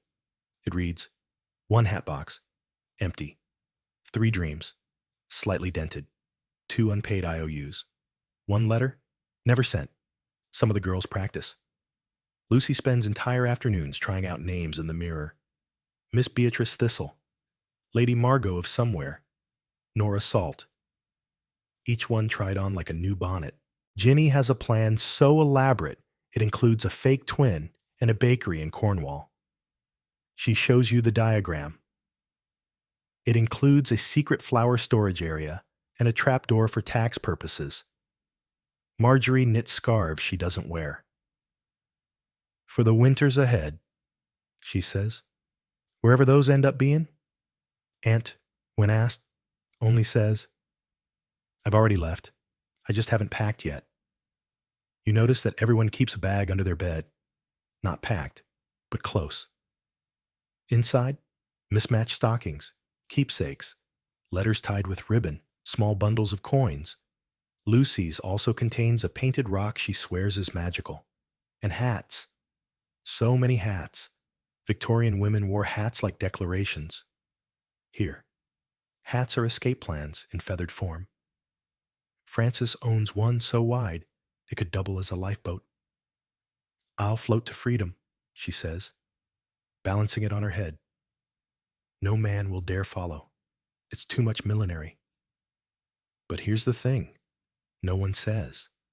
Most of them don't really know where they'd go. The world beyond the parlor is colder. It demands stories with cleaner edges. And these women? Their stories are embroidered, tangled, barbed with truth and blush. So they dream in outlines of tea shops and train rides, of rainy cities where no one knows their names, of mornings without corsets and nights without expectations. One girl, now gone, used to stare at maps and whisper the names of rivers. I just want to sleep beside a different one every year, she'd said. They don't judge. Rivers. Frances writes farewell notes she never sends. Marjorie rehearses goodbyes with the mirror. Lucy writes a play in which she dies dramatically at sea, but then opens a flower shop in Act 2. You ask Aunt if anyone ever truly escapes? She looks at you, long and slow, and says, escape's not a door. Dear, it's a series of smaller choices made when no one's looking. And maybe that's true. Maybe leaving isn't always a grand exit. Maybe it's choosing to keep a coin instead of spending it, saying no to the wrong client, practicing your real name in secret, or maybe it's just buying a hat. Tonight, over tea, the girls list things they'd do if they weren't here. Read every book in the library. Raise goats. Sleep until noon without an alibi. Make breakfast for someone who stays. The room goes quiet after that one. And in the stillness, you feel something shift. Not sadness, not quite, but the weight of possibility. And the gentle ache of a life just out of reach, stitched into the seams of the curtains, waiting for the right moment to tug free. The hour grows heavy now. Everything breathes slower. The walls, the windows, even the air, like the whole house has slipped its corset and exhaled. You're still in the parlor, knees tucked under a shawl that smells faintly of rose water and toast. The gas lamps burn low. The fire mutters gently to itself. Tibby is curled on the armrest, his paws twitching in a dream. And the girls, too, begin to dim. One by one, they drift toward bedtime, not to their rooms just yet, but into the rituals that precede sleep. Lucy picks lint off her sleeves and hums the same 3 notes she always does when she's half asleep. Ginny lies upside down on the divan, insisting it reverses the stress. Frances is brushing her hair again, always 100 strokes, always with that same bone-handled comb. Marjorie folds laundry she already folded, smoothing every seam, as though she's petting thoughts into order. The house becomes its gentlest self. You hear someone upstairs draw water, the clink of a basin, the sigh of soap. It's the hour of whispered prayers and muffled laughter, of warm hands, long shadows, and the occasional creak from the cupboard where Percival, the ferret, is nesting in an old shoe. The last glass of port is poured. The final heel is unbuckled. The slippers appear from beneath the hearth bench. None of them match. No one minds. Down the hall. Aunt locks the front door with a soft clink. She checks each window, not for security, but for rhythm, for peace. There's a stillness to these final minutes, a sacred kind of slowness, like the house itself is preparing to dream. Marjorie, already in her nightdress, mutters something about cheese-induced dreams. Ginny insists she once dreamt she was Queen Victoria's wig. Frances laughs until she coughs, and then pretends it was on purpose. You wander into the hallway, where the lamps have been turned down to a honeyed glow. A vase of slightly wilting carnations leans against the wall, Someone's tucked a biscuit behind the picture frame of the stern gentleman with the walrus mustache. No one knows who he is. Everyone agrees he'd hate it here. The girls retreat. Slowly. Quiet good nights. A yawn hidden behind a sleeve. Lucy kisses her locket before slipping behind her curtain. Frances recites poetry in a whisper, lines curling into the dark like smoke. Ginny leaves her journal open on the floor. A line reads, "Today, I remembered to laugh at soup." That's something. Aunt pauses at the top of the stairs. She surveys the quiet. She nods once, as if counting stars. And then, the lamps are doused, the curtains drawn, the door gently latched. You return to your little corner, blanket tucked up to your chin, eyes growing heavier with each soft sound. A slipper brushing wood, a girl breathing slow, the soft snore of Tibby, curled now into a perfect, arrogant spiral.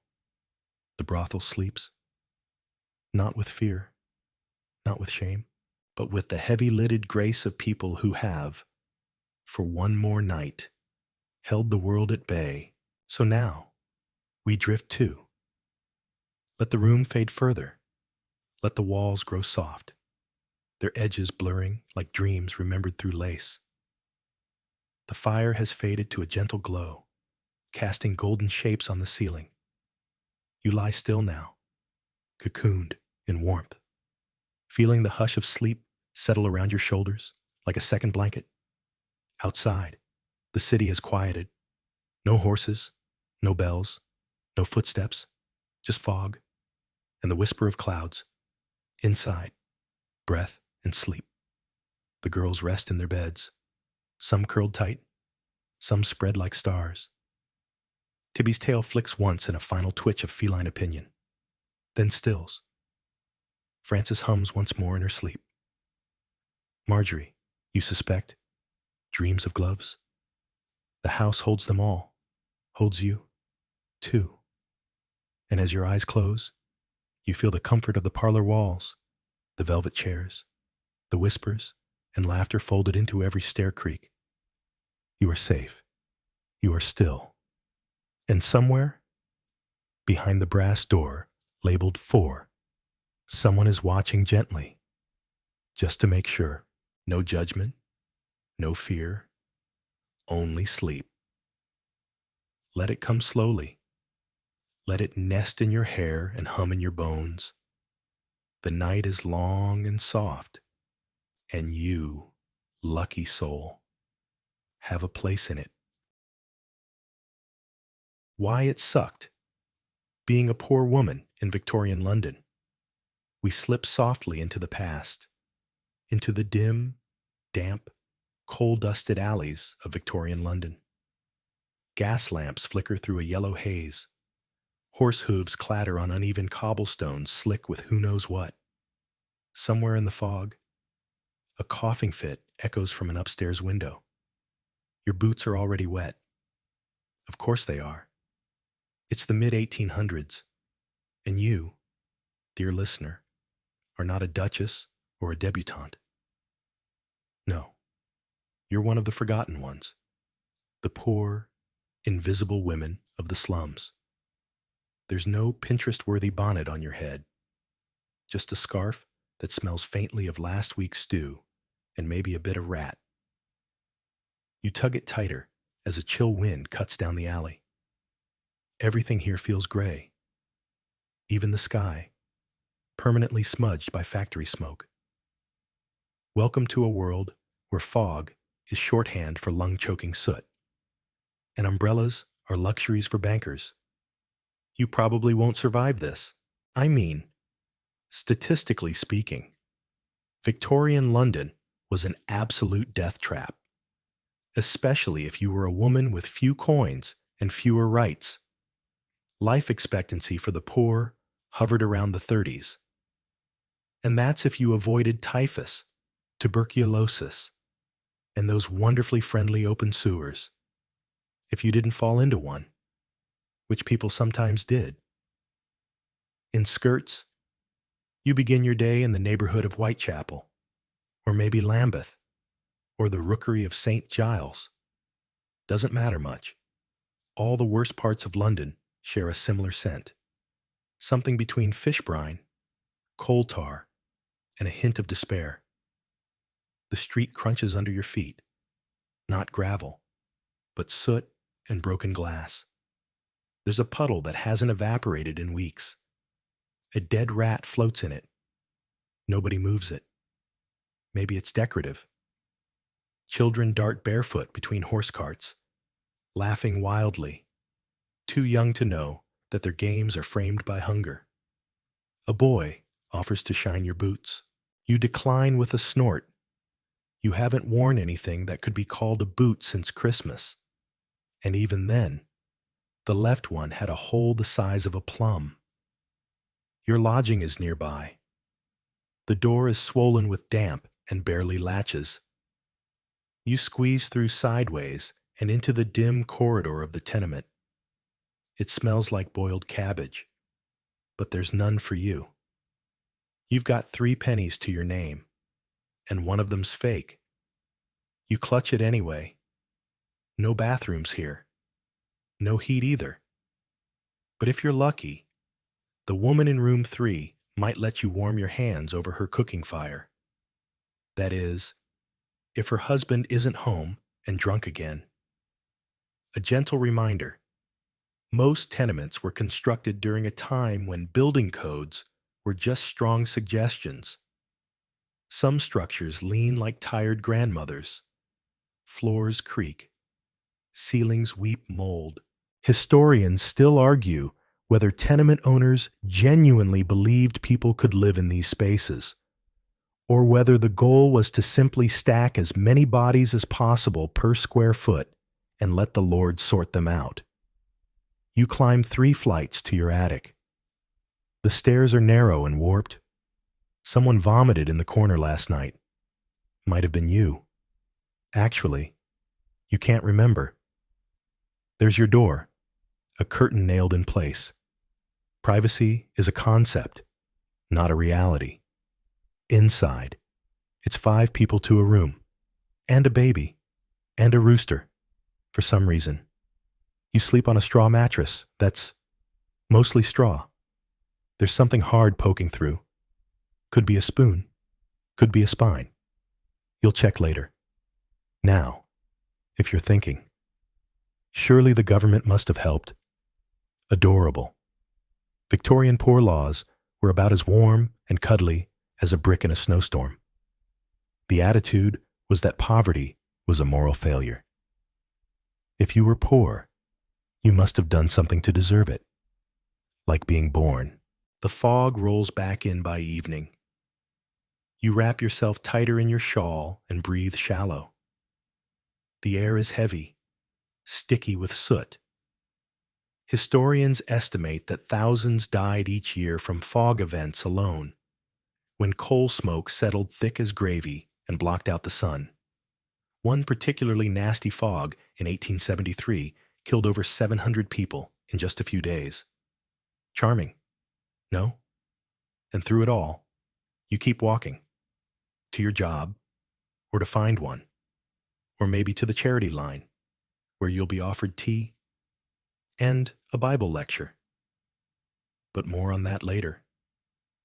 It might sound funny now, but it was exactly these kinds of indignities, living in a world where fog killed, rats were roommates, and bathrooms were luxuries, that eventually stirred movements for sanitation reform. Public health advocates began pushing for clean water systems, better housing regulations, and even women's access to education. All things that felt revolutionary and desperately overdue. Still, tonight, in your world, reform is just a rumor. You tuck yourself into your blanket, which smells like wet dog and possibly is wet dog. You stare at the rafters, listening to the distant clatter of a night cart wheeling off the day's waste. You hope it doesn't spill near your doorstep again. And as your eyes flutter, exhausted, a mouse scuttles by your ear and you swat instinctively. Sleep tight. You wake up to the sound of coughing. Again. It's not the baby this time, though she'll join in shortly. It's the old woman in the next bed, hacking like she's trying to bring up a chimney. The room is still dark, and your limbs ache from sleeping on that sad excuse for a mattress. But morning waits for no one in Victorian London, especially not poor women. You stretch beneath your blanket, a coarse, damp square that may have once been horsehair, and immediately regret it. Something cold and sticky has soaked through the fabric. You peel yourself away with a wince, hoping it's just condensation. Probably. Maybe. Dressing is easy when you own exactly one outfit. It's the same thin woolen dress you wore yesterday, and the day before, and for about 300 yesterdays before that. It clings to you in all the wrong places, especially after last night's drizzle. The color, once a sort of hopeful blue, is now an ambiguous brownish gray, the universal shade of London grime. There's no wardrobe, no mirror. You get dressed, crouched behind a hanging sheet, because even though your entire family's seen you in every unfortunate phase of undress, dignity dies hard. You slip your feet into boots that are more patch than leather. The left one has no sole. You tuck paper inside and hope it doesn't rain. Again, because nothing says, I'm ready to face the day, like squelching around in soggy newspaper. You don't own undergarments the Queen's ladies would recognize. Corsets? Petticoats? Darling, please. If you're lucky, you've got a Stays-style bodice from a neighbor who died last spring. It's 2 sizes too small and pinches when you breathe. But it keeps your back straight and your kidneys warm. Sort of. And then there's the damp. Always the damp.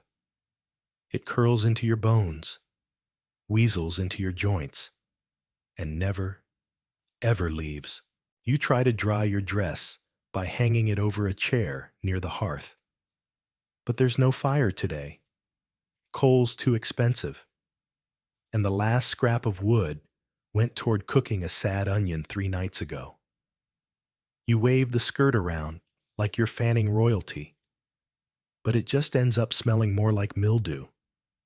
Historians still argue whether the women of this era genuinely acclimated to the cold and wet, or whether they simply endured it with such resignation that future generations mistook their silence for strength. As you shuffle downstairs, someone's arguing outside. A man and his wife, bickering over wages and whiskey. Their voices bounce between the walls like marbles in a tin. You ignore them. There's no point in getting involved. Besides, your own belly's already full of nerves. Because even if you managed to dry your clothes, you still wouldn't have space to keep them clean. Most tenement dwellers had nowhere to hang laundry except inside their tiny rooms. Or, if you were bold, the alley. But hanging your drawers outside risked 2 things: theft and judgment. The first meant some enterprising soul might nick your only chemise to trade for gin. The second meant neighbors would know exactly how long it had been since you last washed. And trust me, Victorian gossip is a renewable energy source. Your dress has an odd spot on the hem. You bend to sniff it, realize that was a mistake, and stand back up too quickly. The room tilts. You blink and steady yourself. Breakfast might fix that, assuming there's any. The younger girl from 2 doors down passes you on the stairwell. She's maybe 10, though her eyes are older. Her stockings are mismatched and slipping down. She's heading to the laundry yard to wash shirts for $1 a day. You offer a smile. She doesn't return it. She's tired too. It might sound funny now, but it was exactly these kinds of relentless inconveniences, the kind that quietly erode your spirit over years, that laid the foundation for early labor reforms. Social reformers like Octavia Hill and Mary Higgs started documenting the living conditions of working-class women, pressing Parliament to regulate housing and open public washhouses. But those changes are decades away from your weary body right now. You step outside, hoping the sun will shine, but it doesn't. It never does in these parts. Not really. The sky hangs low and sullen, like it's just as tired of looking at London as you are. Rain lingers in the air, not falling, just threatening. You pull your shawl tighter. It's wool, threadbare, and smells like soup. Always soup. Not fresh soup. Just the idea of soup. By now, your underarms are already clammy. Sweat and damp wool make a truly criminal pairing. You try to walk slowly, gracefully, like the ladies in magazines, but you slip on a cobblestone and mutter a curse under your breath. The hem of your dress trails through something unmentionable. You'll rinse it later, if the public pump's not frozen. A street preacher calls out from the corner, warning everyone of impending judgment. Repent, for the hour is nigh. You don't bother making eye contact. Your hour's already nigh enough. You stop at the bakery, eyeing the stale rolls in the window. They've got a crust so hard they could double as roofing tiles. A dog licks the glass beside you. You both sigh. No coins, no bread. You turn back toward home, stepping carefully to avoid the deeper puddles. Your dress is soaked again. You hold the hem up a few inches to keep it from dragging, but a passing cart splashes you anyway, right in the face. Perfect. But you don't cry. You never do. Because in a world where even your clothes betray you daily, what's one more wet sleeve? By now, your stomach has started muttering threats. It's been empty long enough that it has adopted a sort of sarcastic tone, as if to say, "Oh, breadcrumbs again? How gourmet." You dig around in your satchel, really just a repurposed flour sack, for anything remotely edible. There's half a crust wrapped in paper from yesterday's fish stall. You sniff it. It's borderline. You scrape a bit of fuzz off one edge and chew it slowly, savoring the illusion of nourishment. This, unfortunately, is a luxury. Many poor women in Victorian London faced days without even this kind of morsel. Food insecurity was a fact of life, not a bad week. The cheapest items were often the least nutritious. Stale bread, thin gruel, overcooked cabbage, and the ever-mysterious street pies, whose ingredients historians still debate with both curiosity and dread. Was it mutton? Was it rat? Possibly both. Possibly neither. You think about buying something from a stall, a nice baked potato, steaming from its paper sleeve. Just 1 penny. You've seen them stacked like little volcanoes on the corners of Whitechapel.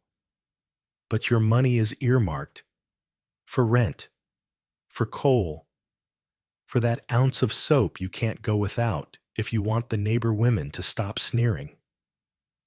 Besides, even if you bought a potato, there's no guarantee it would make it to your mouth. Pickpockets are quick. And once a boy with a clever hand snatched your supper and vanished into the fog before you could even shout. You try not to resent the wealthier folks you pass. a shop lady in tailored gloves, a gentleman with a silver-tipped cane.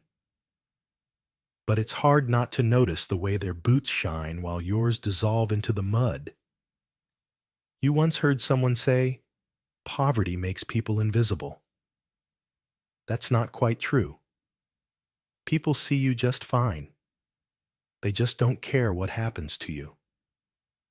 There's a soup kitchen nearby, run by some religious group with a long name and even longer prayers. You could go, queue up with the others, endure a sermon about moral cleanliness, and maybe get a bowl of thin stew. But that stew comes with strings. You might be asked to scrub floors or recite passages from Scripture. One woman swore they made her sing hymns with potatoes in her apron to test her virtue. You're not sure if she was joking. Historians still argue whether these charity groups helped more than they harmed, or whether their primary function was to preserve the moral superiority of the donors rather than the dignity of the recipients. One thing's for sure. When you're hungry, dignity doesn't fill your belly. Instead, you take a different route. Toward the market, not to buy, but to scavenge. Sometimes, when the sellers pack up, they leave behind bruised apples or cabbage leaves. You once found a whole heel of cheese. Well, it smelled like cheese. Could have been soap. You ate it anyway. You check behind a fruit cart and score a small miracle. A soft pear with a bruised side and no visible maggots. You wipe it on your skirt, knowing full well your skirt might be dirtier than the pear. And bite in. It's sweet. Your teeth protest. Too cold. But you eat it all the same. Even the core. Children nearby beg passersby for coins. Just a ha'penny? Miss? They chant. Some wear placards around their necks, advertising matches, or shoelaces, or miracle elixirs that contain mostly gin. You're too old to beg, or maybe too tired. Either way, you keep walking. You remember once, long ago, when you were a girl, your mother handed you a boiled egg wrapped in cloth. She said, eat it slow, love, pretend it's two. That memory stuck with you, because it was the last time food felt like a gift and not a negotiation. It might sound funny now, but it was exactly these kinds of constant food shortages that ignited debates about nutritional science. Philanthropists and doctors began tracking caloric intake in workhouses, noting how undernourished women were more susceptible to illness and, surprise, less productive. The goal wasn't kindness, of course. It was efficiency. But even that cold-blooded concern eventually laid groundwork for modern welfare and school meal programs. You duck down a narrow lane now, chewing on a mint leaf you found growing beside a wall. Technically, it might be someone's windowsill herb, but technically, you're starving. And suddenly, there it is, a pie stand, fresh meat pies, cooling in rows like little brown coffins of hope. The steam coils in the air, carrying the scent of pepper, gravy, mystery meat. You stop in your tracks. For a moment, you just breathe. You imagine biting into one. You imagine the crunch of crust, the warmth spreading through your fingers, the slow, savory bite. Then you keep walking, because dreaming doesn't cost a penny. You walk until your legs ache, not from distance, but from uncertainty. You're not going anywhere in particular. Not today. There's no employer waiting at a door with a pleasant smile and a cup of tea. No polished storefront with your name on a shift list. You're simply walking the streets, checking windows, watching doorposts for handwritten notes. Girl wanted, laundry, wages negotiable. That last bit, wages negotiable, is code for wages optional. You've had those jobs before. They let you work 2 days, maybe 3, then say business is slow, or the manager's cousin needs the job more. You leave with blisters and a slice of stale pie crust. If you're lucky, you pause in front of a laundry, eyeing the steam pouring from the windows. Maybe they need someone to carry buckets, or fold linens, or scrub under things in cold water until your fingers prune into tiny white claws. Not glamorous, but money is money. Or, more likely, half pennies. Inside, the owner, a wide man with arms like barrels, shakes his head before you even speak. Filled this morning, he says, wiping sweat from his brow. You nod, thank him softly, and step back onto the street. There's always the workhouse, even thinking it gives you a chill that isn't from the air. You've been warned. The workhouse is where dignity goes to die and still has to clock in 6 days a week. Some call it charity. Others call it punishment. For you, it's a last resort, and today is only next to last. The workhouse, if you were to enter, would greet you with cold stone walls and a ledger book thicker than a Bible. Once signed in, you'd be separated from family, stripped of possessions, and assigned tasks that range from bone picking, yes, literally picking through animal bones, to stone breaking. Meals are gruel, sometimes with bread, always without joy. Historians still argue whether the Poor Law Amendment Act of 1834, which institutionalized this system, was an honest attempt at social welfare or a thinly veiled effort to scare the lower classes into compliance. Either way, it worked. Poor women feared the workhouse more than death, and many died proving that point. Instead of going there, you take a chance on something slightly more bearable. Piecework. It's not regular, and it's rarely fair, but it lets you keep breathing fresh air. Well, fresh, in a coal dust and horse manure kind of way. You knock at the door of a woman known for taking in sewing. Mrs. Tamsin, they call her. She's a stitcher of high-class shirts for gents too fancy to launder their own cuffs. You'd done work for her once, 6 months back, hemming 8 pairs of trousers until your fingers bled. She opens the door a crack, looks you up and down. Work? You ask. Quiet. Hopeful. She eyes your worn sleeves, the splotch on your hem, the way you've hunched yourself small. She hesitates. 1 bundle, 6 shirt collars, back by Thursday.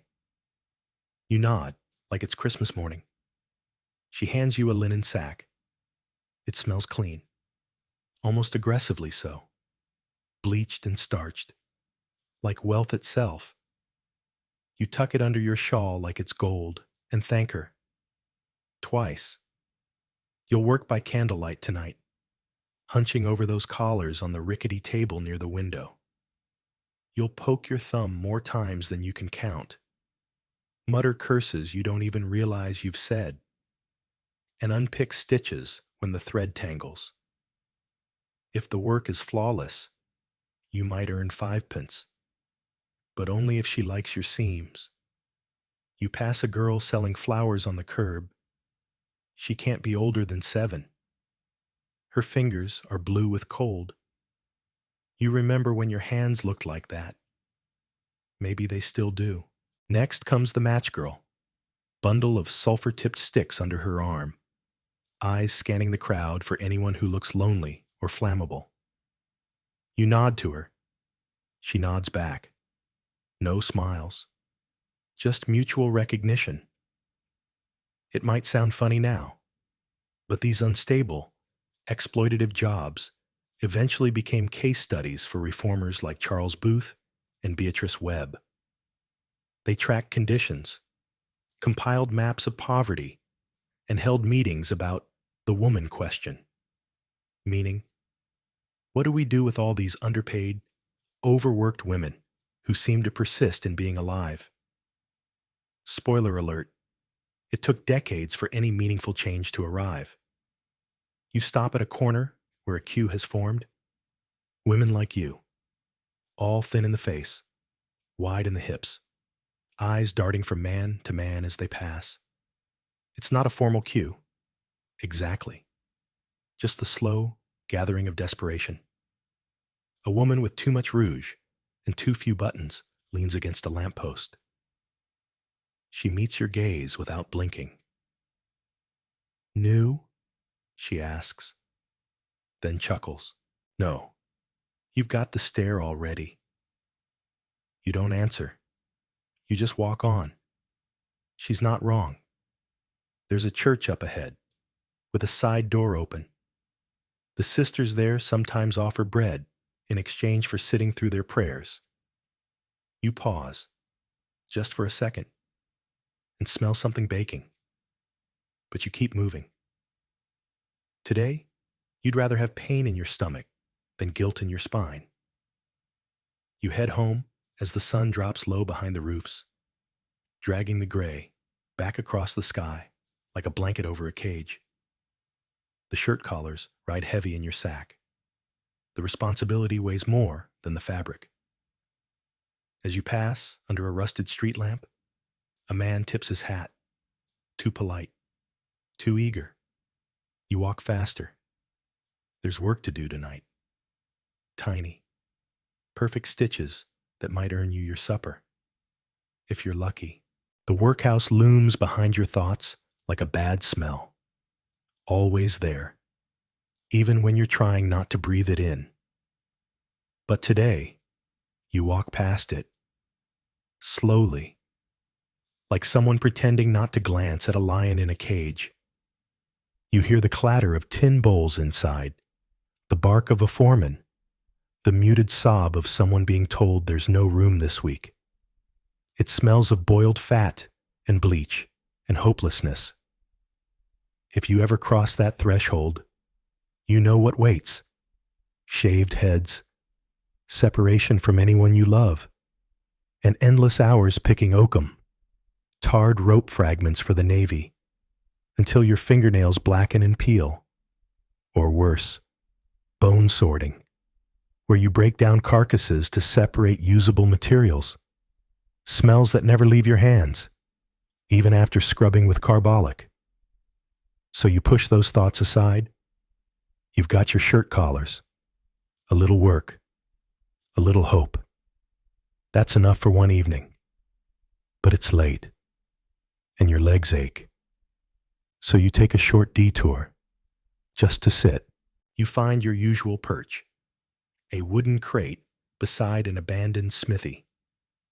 It's cracked and splintered, but it's yours, in the way that anything unguarded for long enough becomes claimed by whoever is desperate enough to sit on it. Around you, the street slows into dusk. Chimneys belch their last gusts of smoke for the day. A man with a bandaged hand pushes a wheelbarrow full of potatoes. Two women argue over the price of onions. Someone whistles. Badly. You let yourself rest for a moment, but not too long. You can't afford to draw attention. Not when you're a woman sitting alone in the dark. That's practically an invitation, and not the nice kind with embossed lettering. Men pass you by. Most say nothing. One winks. You don't look at him. Another murmurs something you pretend not to hear. You keep your eyes on your feet. Evening? Love, says another, pausing. You nod once. Tight. Not friendly. Not rude. Just enough to signal. Move along. Nothing for you here. He grunts and disappears into the fog. You breathe again. Historians still argue whether women like you were ever truly off duty, even if you weren't walking the streets in silk stockings and rouge. The simple act of being female, poor, and alone at night made you suspicious, or worse, considered fair game. The legal protections were thin, and the societal sympathy thinner still. You return to your building, stepping carefully up the worn stairs. Someone is sobbing behind one door. A child cries behind another. You pass a man sleeping in the hallway. You know better than to wake him. Back inside your room, it's barely warmer. The window lets in more wind than light. Your brother is already asleep in the corner, curled around his coat. The baby is finally quiet, nursed to sleep by your older cousin, who looks more exhausted than ever. You clear a space on the small table and pull out the collar bundle. The needle is fine and cruel.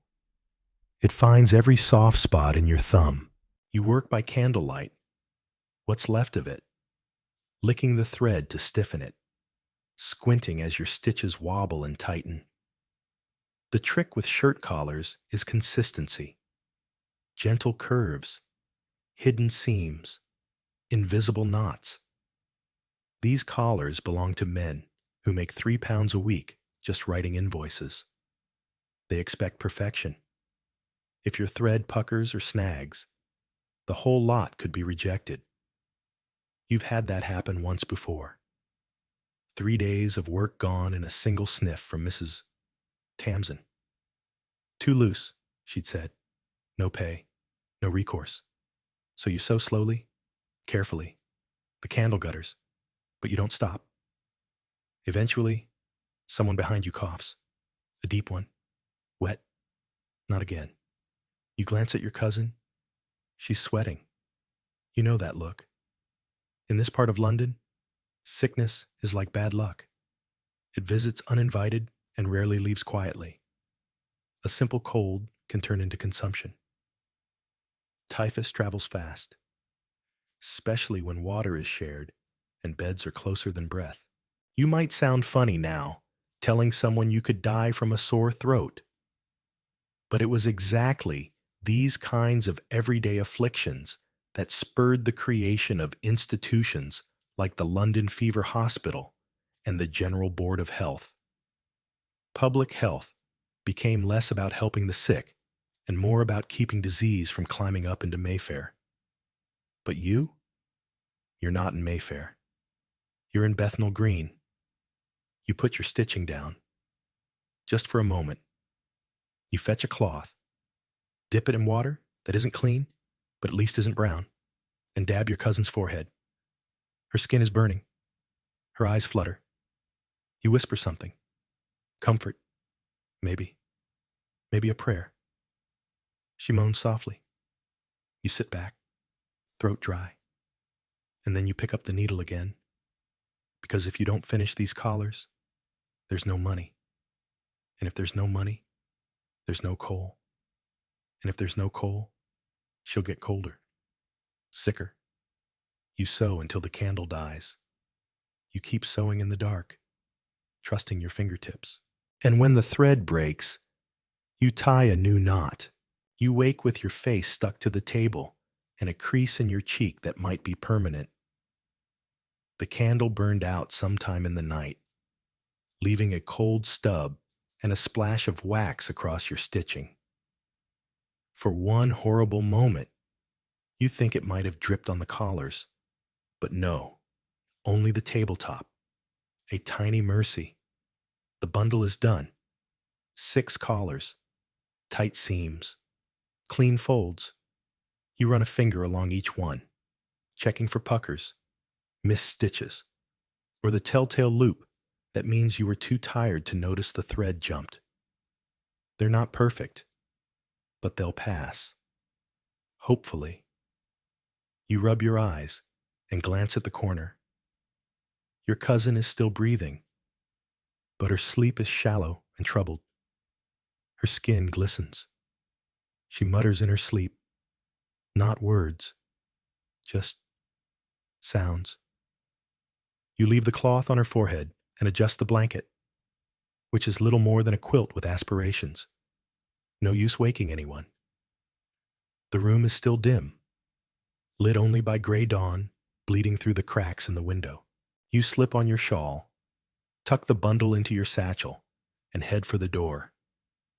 Outside, London is already alive. Well, awake at least. The streets are wet again. Not from rain exactly, just from general ooze.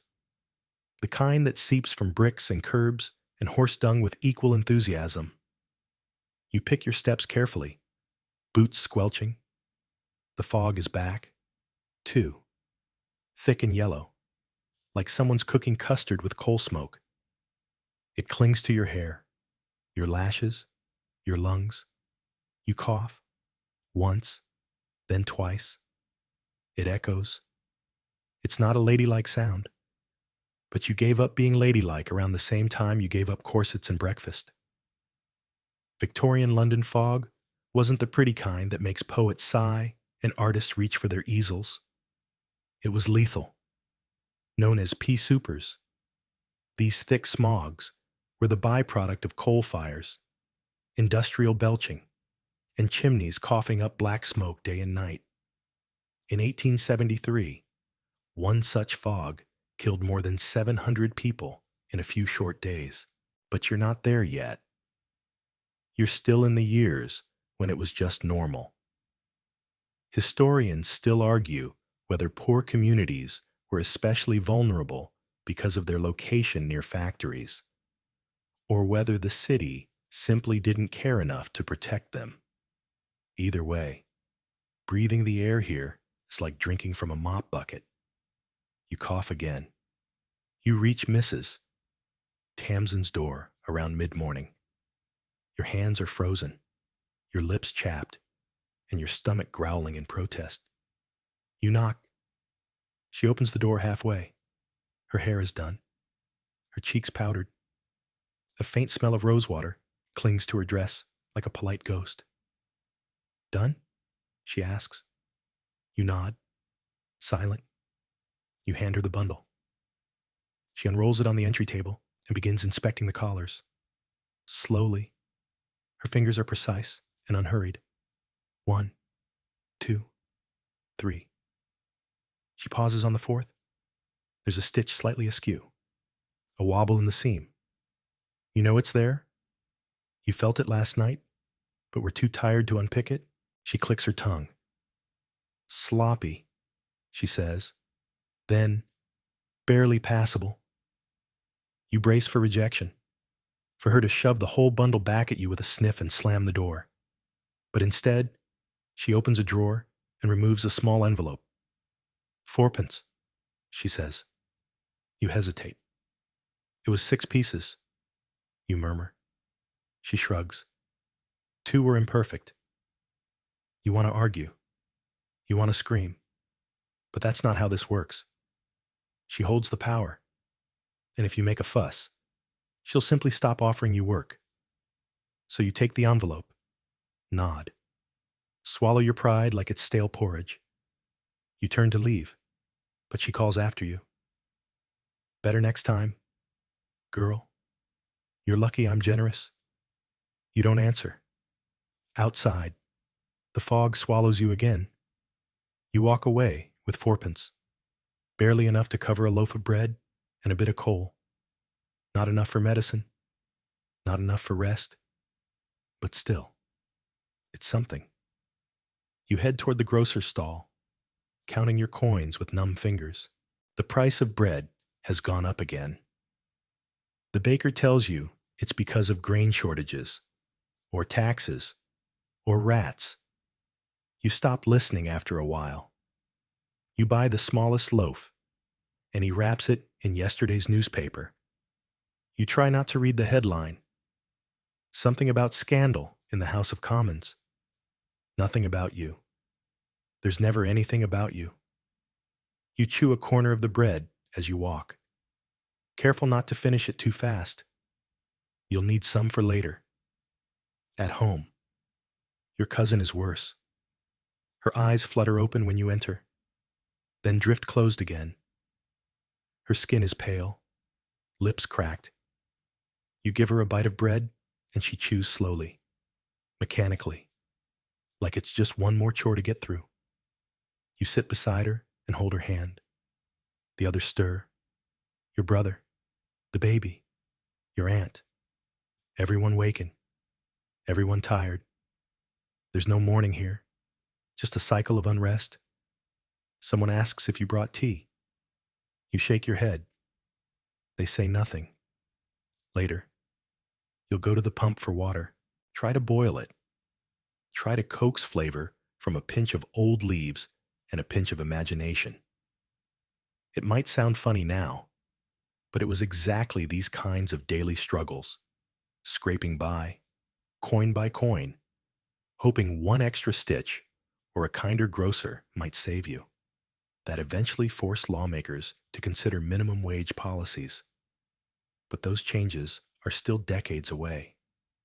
Right now, it's just you and this room, and the cold creeping in again. The coal's running low. So is your strength. But at least the collars are done. Laundry day has arrived. Not that you dare to call it that, with the reverence middle-class women afford to their neat linen schedules. For you, laundry day is less a calendar event and more a desperate necessity. You've reached that all too familiar threshold where the one dress you own is not only stained, but developing a crunch. It starts with a choice. Do you risk washing your dress and spending the day in your underthings, assuming the weather's mild and your curtain door cooperative?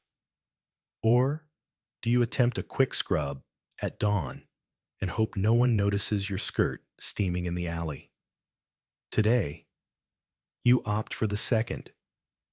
You tiptoe to the shared pump out back, gripping a dented metal basin like it's made of crystal. The water's bone-chilling, more slush than liquid, and your fingers are numb within minutes. Your soap is a hard, crumbling stub, more scent than suds. You rub it between your palms and hope the friction counts as warmth. Then begins the scrubbing. No wringer, no washboard, no wrinkled magazine tips about lemon juice and sunshine. Just your hands, the soap, and a brick wall if you need extra leverage. Laundry isn't a chore here. It's combat. Your fingers swell and sting. Your back hunches. You lean into the fabric like you're trying to strangle it, beating out the sweat and coal smoke and whatever else has fused itself into your hem. A neighbor woman appears, eyes you, then drops her own bundle beside the pump. You nod politely. She doesn't respond. Laundry etiquette is silent and territorial. After scrubbing comes rinsing. The pump handle screeches with every push, as if protesting the work. You hold the fabric beneath the stream and try not to cry as the cold hits your wrists like ice hammers. Historians still argue whether these communal laundry spaces offered a rare chance for female solidarity, or merely provided a new stage for competition and quiet judgment. One woman's stains are another woman's gossip. You wring the dress as best you can, arms trembling. Water pours out in gray rivulets. Your shawl, long since draped around your neck, is damp just from the air. You lay the dress flat on the rail behind the building, hoping the rising sun might grace you with a little mercy. It doesn't. The breeze, however, does arrive. And with it, a gust of coal soot from a nearby chimney that lightly dusts your hard-wrung fabric like bitter snow. You laugh, out loud, because sometimes that's all there is left to do. Once the dress is dry, by which you mean slightly less wet, you drag it back inside Your arms are jelly. Your back is singing in a key you didn't know it could reach. You drape the dress over the chair near the window and pray no one knocks it over. You sit, wrap your feet in a blanket, and cradle your freezing hands. It might sound funny now, but the sheer labor of laundry for working-class women became a rallying cry in early feminist movements. Campaigns for public wash houses and better soap access weren't just about cleanliness. They were about reclaiming time, health, and human dignity. The Great Stink of 1858 helped the cause too. When Parliament finally caught a whiff of the Thames in full rot, reform suddenly seemed very fashionable. But back in your flat, reform doesn't warm your bones. Later, you fold the dress. It's still damp, but wearable. You dress in quick jerks, teeth clenched as the cold fabric sticks to your skin. You smooth the skirt and check yourself in the shard of mirror on the wall. Your face is pale, lips cracked, hair, somehow, both flat and frizzy. You try to pin it back, but the combs slip through like water. You think of the ladies in the illustrated papers, their ruffles, their gleaming boots, their effortless poise. Then you pick a bit of coal dust from your hem and call it a day. Back in the alley, a girl sings while ringing stockings. Her voice is high and eerie, like a music box winding down. You nod to her. This time, she nods back. It's something back inside. The damp air curls around you like an old cat that refuses to leave. Every surface feels sticky, like it's absorbed the size of 100 tired people. You tread softly, though there's no such thing as quiet in a one-room tenement shared by 6 breathing, snoring, shuffling souls. To your right, your brother is trying to patch a boot with twine and hope. Your aunt is nursing the baby, who's decided that now is the perfect time to cry inconsolably. The sound ricochets off the walls. You can hear someone downstairs singing an off-key lullaby, and from above, the heavy thump of someone pacing. Probably the lodger. He never seems to sit. And in all this cacophony of coughing, clattering, fussing, and mumbling, there is no place to be alone. Privacy is something rich people write novels about. You wouldn't know what to do with it if it showed up with a ribbon. You share a bed with your cousin, the sick one, and the baby when he's not fussing with your aunt. It's more straw than mattress now, but the indent of your body is so deep it's practically your silhouette. Sleeping in shifts is common. Some lie down while others rise to work. The room is a constant, slow rotation of limbs and snores and elbows in ribs. Your uncle, though not by blood, but he's always been Uncle Tom to everyone, snores like a rusted kettle. He's curled in the corner now, mouth open, a line of drool trailing toward the floorboards. You've tried plugging your ears with wool. Doesn't help.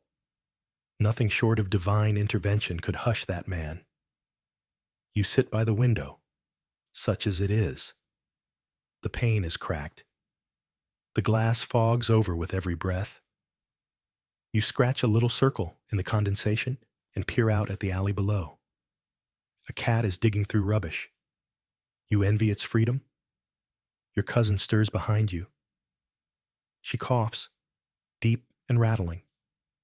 You glance over your shoulder, check her brow. Still hot, still pale. You're running low on clean cloths. You might have to sacrifice a sleeve.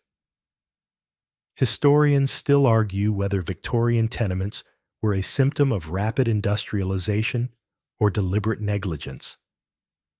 London's population doubled between 1800 and 1850, and the city simply wasn't ready. Builders crammed families into single rooms with no ventilation, no running water, and shared privies that overflowed during every rainstorm. Disease spread like stories in a pub, fast and full of embellishments. You grab a cloth and dip it in yesterday's water. It's not clean, but it's cool. You press it to your cousin's neck. She sighs. Her eyelids flutter. Did you find work? She whispers. You lie. Yes, enough for bread. She closes her eyes. That's all she needed to hear. You glance at the clock, or rather, the wall where a clock used to be. Time here is measured by footsteps on the stairs, by the sound of the bakery cart, by the street preacher who yells at 6 p.m., sharp about the fire and the brimstone and the sins of women who walk alone.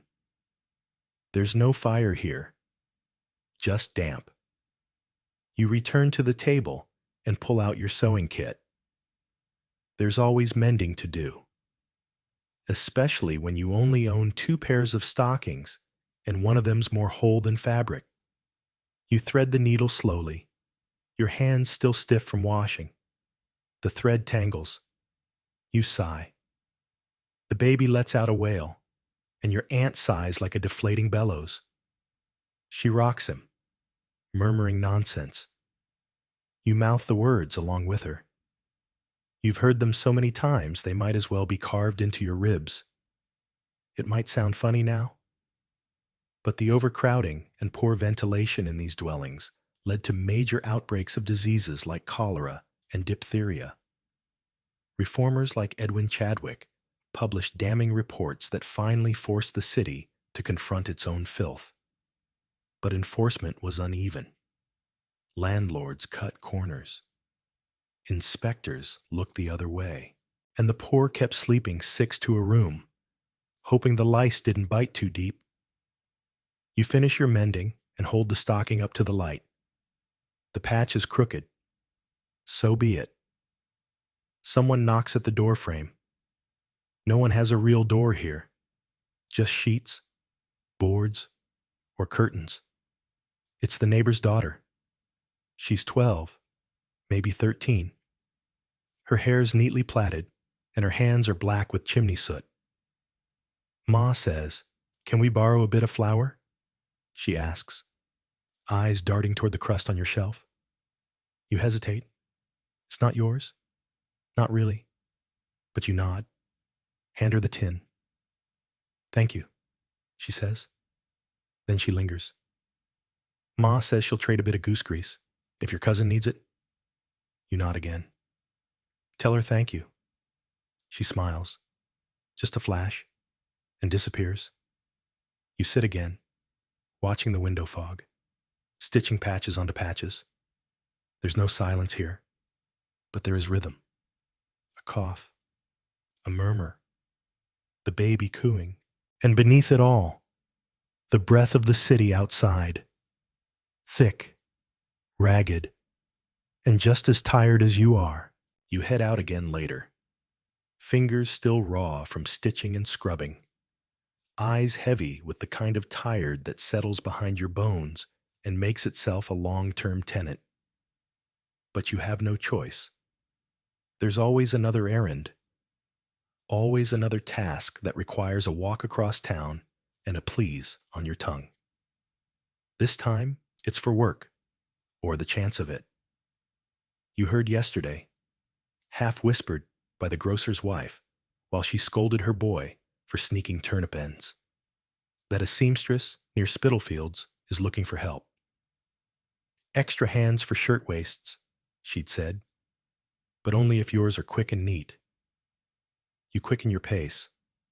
A job like that, even temporary, even underpaid, could mean a few extra coins, maybe even a scrap of fabric for a patch, maybe soap, maybe a herring. The streets are busy now. Morning work has bled into early afternoon, and people move with a kind of haphazard rhythm, darting past horse carts, calling out prices, pushing through fog like it's a door they forgot was closed. You make your way down a row of shop fronts, all with chalk-smeared windows and tired-looking signs. The seamstress's place is barely marked, just a smudge of faded lettering over a door that sticks when you push it. Inside, it smells like starch, hot cloth, and damp wool. There are women already seated, 5, maybe 6, heads bent over fabric. Their hands blur with the speed of habit. Needles flash, thimbles clink. No one looks up. You wait near the door until someone notices. A tall woman with a measuring tape around her neck raises an eyebrow. Need work? She asks. You nod. Ever done shirtwaists? You lie. Yes. Speed? You shrug. Fair. She looks you up and down, like she's measuring your worth in inches. You can start today. No pay if it's not right. Materials are counted. You nod again, too grateful to speak. She hands you a bundle of muslin and points to a stool. It's barely wide enough for a bird, but you sit. She tosses you a needle, thread, and the first of many threats. Tangle it. You fix it. Drop it. You buy it. Tear it. You owe me 3p. You start sewing. The work is delicate and fast. Your fingers are clumsy at first, still stiff from last night's collar job, but they remember soon enough. Stitch after stitch. Fold. Hem. Press. You mimic the woman next to you, who's already on her second piece. Her hands move like water. You feel like a rusty hinge. The hours blur. At some point, you're offered a crust and tea. You sip it slowly. It tastes like boiled cloth. Maybe it is. The woman beside you finally speaks. Her name is Elsie. She used to work in a hat factory, but lost 3 fingertips in a press machine. Didn't mind the hats, she says. It was the girls. Jealous lot. Always nicking ribbon when they thought you weren't looking. You tell her your name, that you do mending, that you live with your cousin, who's not well. She nods, like she's heard the same story from 100 mouths, including her own. Historians still argue whether the explosion of piecework jobs in the Victorian era empowered women by giving them income, or trapped them in a cycle of underpaid, invisible labor. Truth is, it did both. A penny earned was still a penny, even if it cost you your youth. By the end of the shift, your back is a knot. Your eyes blur stitches into the air, and your legs have forgotten how to stand. You hand over your bundle. The seamstress inspects it, doesn't smile, but she also doesn't complain. Come again tomorrow, she says. You leave with 2 coins and a promise. That's more than most days. Outside, it's beginning to drizzle. The rain in London isn't romantic. It doesn't pitter-patter gently against the cobblestones or make lovers kiss under umbrellas. It's cold, needling, and somehow wetter than seems scientifically possible. It finds its way inside your sleeves, under your collar, down the small of your back. You pull your shawl tighter and shuffle home. You stop once to listen to a violinist under an awning. He's missing 2 strings, but what's left sounds like mourning in a minor key. You drop a coin in his cap and walk on. It might sound funny now, but it was exactly this kind of informal labor, passed from woman to woman in whispers and doorways, that sustained entire neighborhoods. Sewing, washing, peeling potatoes for taverns, hemming shirts for tailors. Women's hands built the economic bones of London's underclass, even if the history books preferred to call it domestic activity. You arrive home soaked, exhausted, and starving. But you've got 2 coins, and maybe, just maybe, tomorrow, a third. You barely get the door curtain pushed aside before he's there. The landlord. He's early this time, which is always a bad sign. He fills the frame like a threat. Tall, damp from the rain, which only makes his wool coat smell like wet dog and mildew. He's holding his little notebook, the one he uses to pretend he's a man of business. But it's the other hand that matters, the one tapping the wall with a gloved finger, slowly, rhythmic, impatient. "Rent's due," he says, as if you didn't know. As if the very idea of it hadn't been bouncing around your skull for 3 straight nights, keeping you awake while you counted ceiling cracks and prayed your cousin would stop coughing long enough to get 2 hours of real sleep. "I've got part of it," you murmur, already reaching into your pocket, pulling out one of the 2 coins you earned today. You press it into his palm, warm from your skin and cold from the outside. He doesn't move. That's not all of it. "I know." You say, "I'll have the rest tomorrow. I've got more work lined up." His eyes narrow, like you've just offered him a half-eaten scone. "Do you?" he says. He takes a step closer. The air between you tightens. You can feel your brother behind you stiffen, your aunt pulling the baby close. "I said I will," you repeat, steadier this time. He tilts his head. "Because you know I could rent this place out tomorrow, to a family with full pay, or to a few quiet lodgers. Maybe." You say nothing. Then comes the worst part, the pause. The long, dragging silence where he lets you sit in the implication. He's not just talking about money. He never is. "Maybe we can work something out," he says, lowering his voice, stepping closer. "Just between us." You hold his gaze for 1 second longer than you should. Then, finally, he scoffs and pulls back. "Tomorrow," he snaps. "No excuses." He leaves, the curtain fluttering in his wake like it's trying to shake off the smell.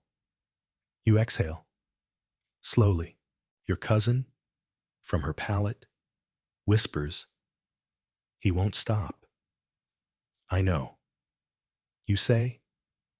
Historians still argue whether women in tenements had any meaningful rights as tenants, or whether the constant threat of eviction turned every agreement into a predator's playground. Rent laws were vague at best and rarely enforced, especially not for the poor, especially not for women. Landlords knew this. They wielded the power of shelter like a blade, and too often, the price of a late payment was more than coin. You try not to let the others see your hands trembling. You tuck the last coin back into your shawl and walk to the window. Outside, the rain's turned to mist. The air has that peculiar London wetness that never quite falls, just hovers, like it's waiting for something.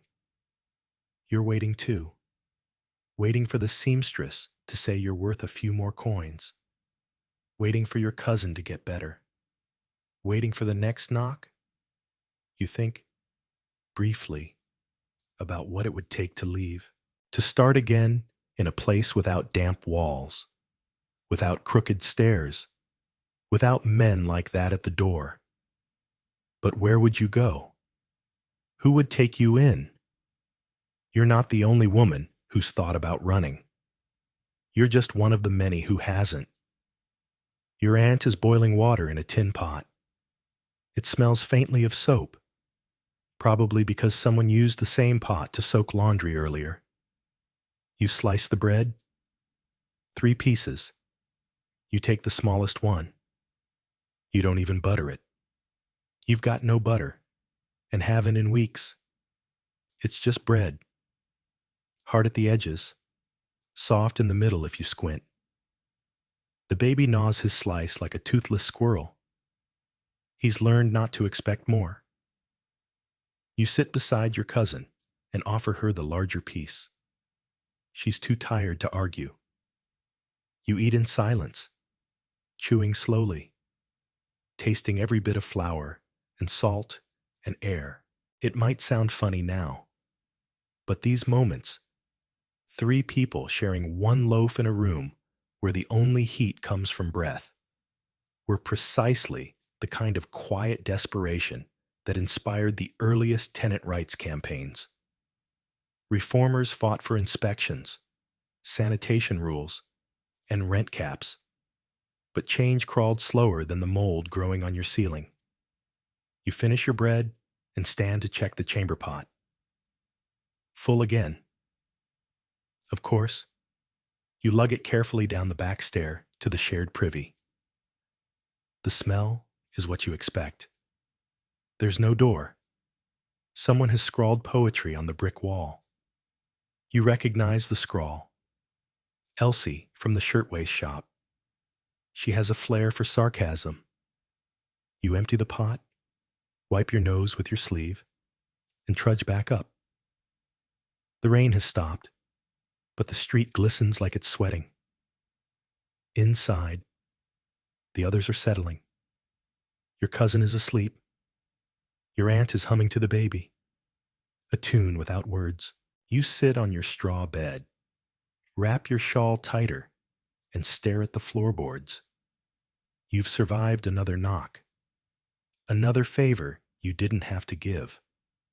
But you also know he'll be back. It starts with a chill, not the usual kind. That's just London whispering in your ears that your shawl isn't enough, and your boots will never be dry again. No, this one is deeper. It crawls from your belly outwards, like some worm of ice trying to write its name along your bones. Then comes the ache. Not sharp, not sudden, just a slow, blooming soreness that settles behind your eyes and your knees and your spine like it's setting up shop. You know this feeling. You've seen it on others. You're getting sick. Of course you are. Your cousin's been sick for days. Everyone's packed into one room, breathing each other's air, sharing cloths and crumbs. You kissed her forehead last night and wiped her lips when she couldn't keep her tea down. You washed her sheet with your bare hands. It was only a matter of time. You keep moving, though, because no one stops just because their joints are stiff or their throat feels like sandpaper.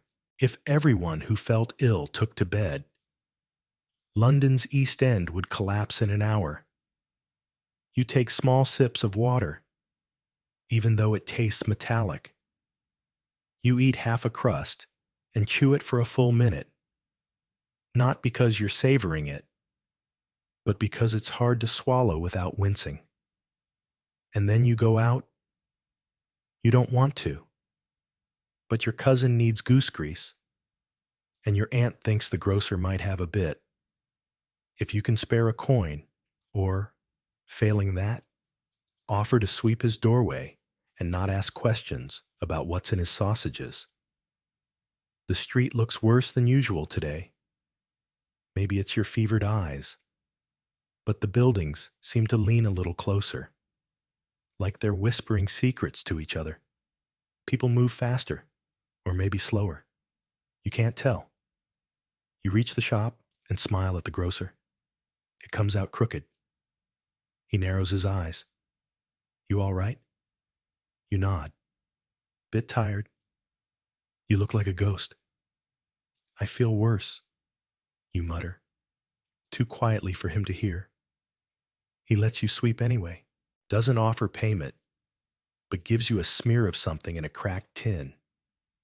It might be grease, might be soap. You don't ask. Historians still argue whether grocers and small shopkeepers were the unsung heroes of poor communities, offering scraps and soft kindness where no one else would, or whether they exploited the desperation for every last coin. Probably both. Humanity has layers. You walk home slow. By the time you reach your building, your legs shake with each stair. You have to grip the banister, and it leaves a smear of dirt on your palm that looks more like soot than anything human. Inside, the room spins. You sit down too fast, and the floor greets you with a hard slap.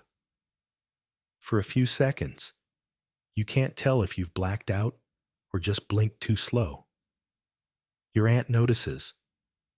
She tries to hide it from the others, pulls you aside, dabs your forehead with the same cloth you used on your cousin, which seems both logical and horrifying. "You're burning up," she whispers. You nod, then shake your head. You're not sure which is more accurate. That night, you try to sleep, but your bones itch. Your skin feels too tight. The cough creeps up and out of you like it's got a will of its own, deep and rattling. Familiar. You're sick, and you're not the only one. You think of your neighbor, Elsie. She was coughing last week. Then she disappeared. No one knows where. Gone to her sister's, someone said. Taken to the hospital, said another. Died, someone whispered. You don't know which is worse. The hospitals, if you can call them that, are overcrowded and underfunded. If you walk in, you might not walk out. Not because of the disease, but because there's no room, no care, no time for the likes of you. You're not wealthy. You're not important. You're not even named in the records. Just another female, late teens, fever. It might sound funny now, but it was exactly these kinds of crises. One girl coughing, another fainting, a baby not waking up, that finally pushed London to improve its healthcare system. Charity hospitals began opening their doors wider, and district nurses were trained to visit the sick in slums. But that change was slow, and for every woman helped, 10 were left to lie in dark rooms, wrapped in wet sheets and whispered prayers. You lie in bed, face turned toward the wall. Your cousin sleeps, shallow and noisy. The baby whimpers. Outside, a dog howls, or maybe that's just someone in pain. It's hard to tell the difference these days. You pull your shawl up around your shoulders, even though it does nothing. You close your eyes. You try to picture a warm room, one with a real fire and real bread, and someone saying your name gently, like it matters. But all you hear is coughing. Yours, now, and your aunt watching from the corner, already wondering how she's going to stretch the coal for one more body. You don't get a doctor. Of course you don't. Doctors are for the gentry, or maybe the well-off widows with silver lockets and some mysterious allowance that no one talks about. Not for women like you. Not for someone who hasn't eaten a proper meal in days and wears a dress that smells permanently of soot, cabbage water, and a hint of despair. Still, you ask your aunt, "Could we send for someone?" She shakes her head. "It'd cost all we have, and even then, he might not come." She's not wrong. In Victorian London, a house call from a doctor could cost anywhere from a shilling to several, depending on the area, the time, and how much pity the doctor had left in his elegant little waistcoat.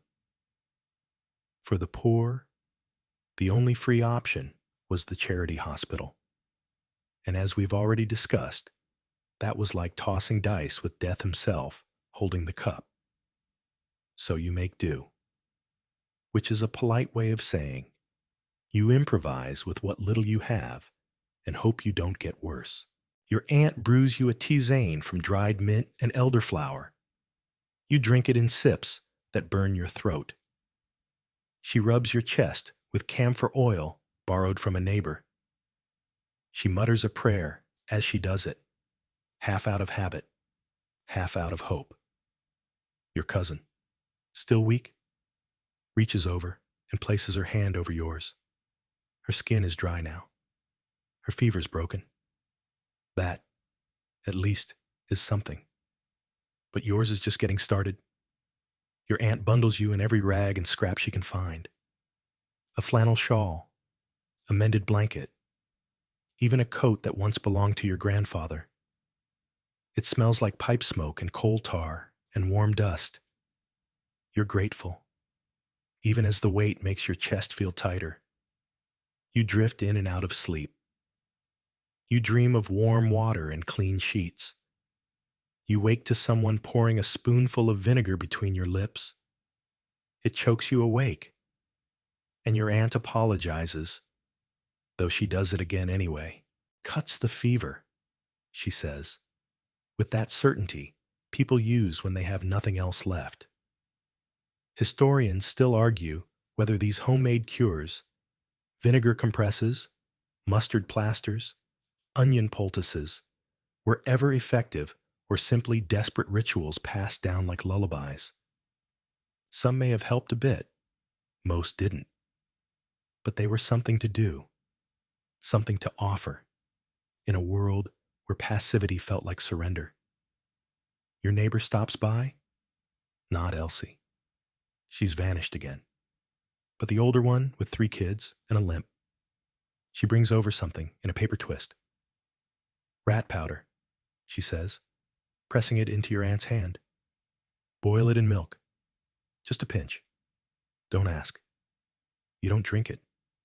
You're sick, not foolish.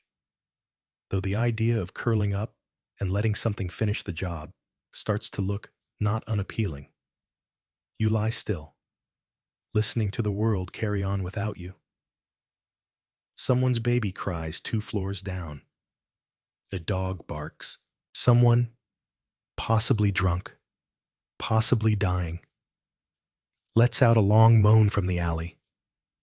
The ceiling creaks with footsteps. The rain taps the roof. All of it. The soundtrack to a body trying to heal in a place that was never meant for healing. By nightfall, your fever breaks for a moment. Just enough for you to sit up, drenched in sweat. Your hair clings to your cheeks. Your lips are chapped. You wipe your face with your sleeve and breathe, deeply, for the first time all day. It might sound funny now, but being sick in the 19th century didn't just threaten your health. It threatened your income, your shelter, your place in the fragile web of tenement survival. One bad fever could mean eviction. One missed shift, and your name vanished from a seamstress's list. You couldn't afford rest. You couldn't afford to be poor and unwell. And so, you sit up. You swing your legs over the side of the mattress. Your aunt protests, gently, but you shake your head. "I've got to work tomorrow," you whisper. She says nothing, just tucks the blanket tighter around your back. "Not if you're still coughing like that," she adds eventually. You offer her a smile, half apology, half defiance. You don't have the luxury of full recovery. So you sip your weak tea, chew the crust you saved from 2 days ago, and stare at the table where your sewing still sits. The stitches look crooked in the candlelight. Or maybe that's just your eyes. Either way, you'll fix them tomorrow. Because even if you can't afford a doctor, even if the fever returns, even if the cough follows you like a shadow for weeks, you still have to eat. It's not the worst pregnancy you've seen. Not yet. Anyway, she's sitting by the hearth. If you can call a bricked hole in the wall a hearth, hands cradling her stomach like she's trying to stop it from shifting. Her eyes are wide and glassy, her ankles swollen, her breath shallow. Your cousin is 5 months along and already looks like she's been through a war. There's no midwife. There won't be one. They cost too much. And the one that might work for bread or mending lives across the city and hasn't been seen in weeks. Someone said she got shut down by the police. Something about using unlawful methods. No one elaborated. Instead, your aunt has started asking around for rags. Not clean ones, just better ones. Ones with enough cotton left to absorb. Maybe bind.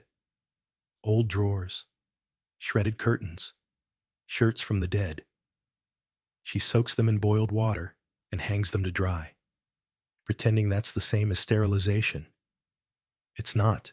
You watch your cousin lean over to tie her shoe and wince halfway down.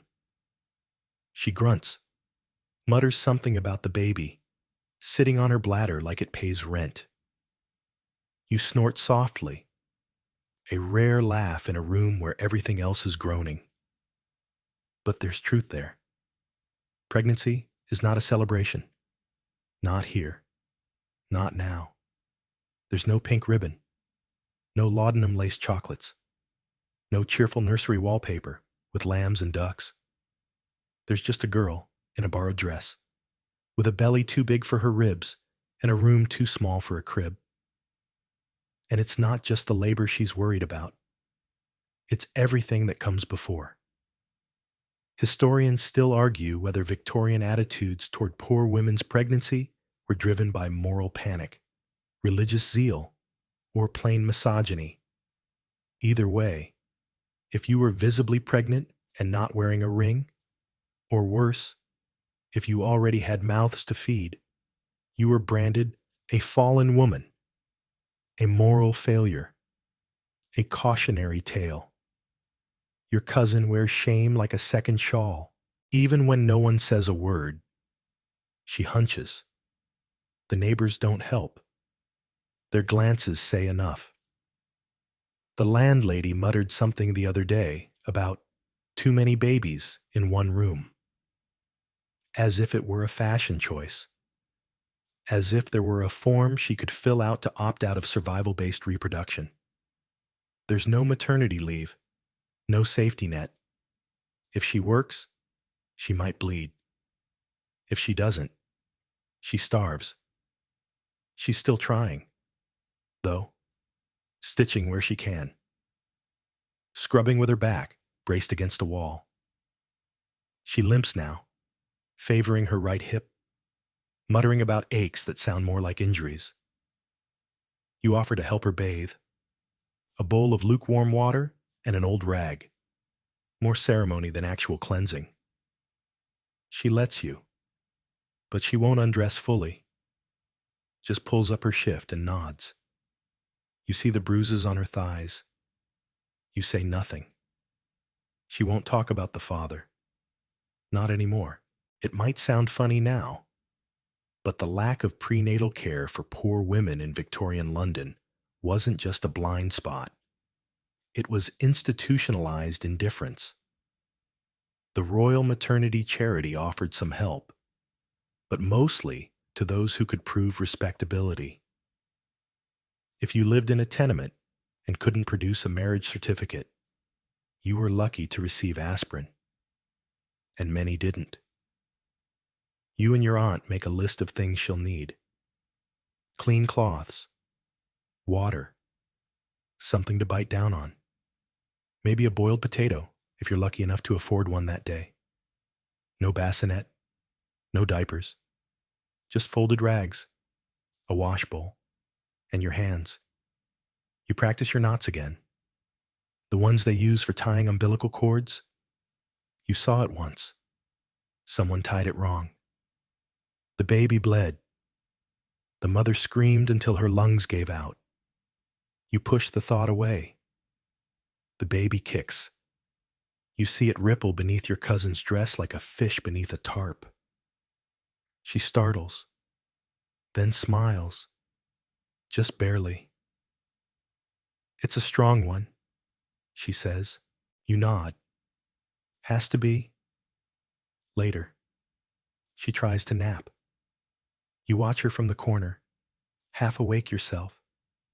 You try to remember if the floor is clean enough, if the bucket is nearby, if the screams will wake the other baby, the one already born and teething on the windowsill again. You wonder if the landlord will complain about the noise. He probably will. You wonder if the baby will make it. You wonder if she will. And then you shake your head, because wondering does nothing. You go downstairs and ask the neighbor if she still has that cracked kettle you could borrow for boiling water. She hands it over wordlessly. You wipe it clean before placing it on the hearth. You hope the fire holds. You hope she holds. And you begin folding the rags again with trembling hands, because no one's coming to help. You are the help. There is no screaming. Not at first. You think, perhaps foolishly, that she'll be one of the lucky ones, that she'll labor quietly, like the women you read about in stories, noble and calm, gripping white linens and whispering prayers. But then her body seizes, and the sound she makes is unlike anything human. It starts in the middle of the night. You're woken by a wet gasp, followed by silence, and then the thud of her hand hitting the floor. You lurch upright, the room swimming, and find her doubled over near the hearth, clutching her belly, sweat already beading on her forehead. I think it's time, she says, but the word think is doing a lot of work. You call for your aunt, who's up instantly, a flurry of worn skirts and urgency.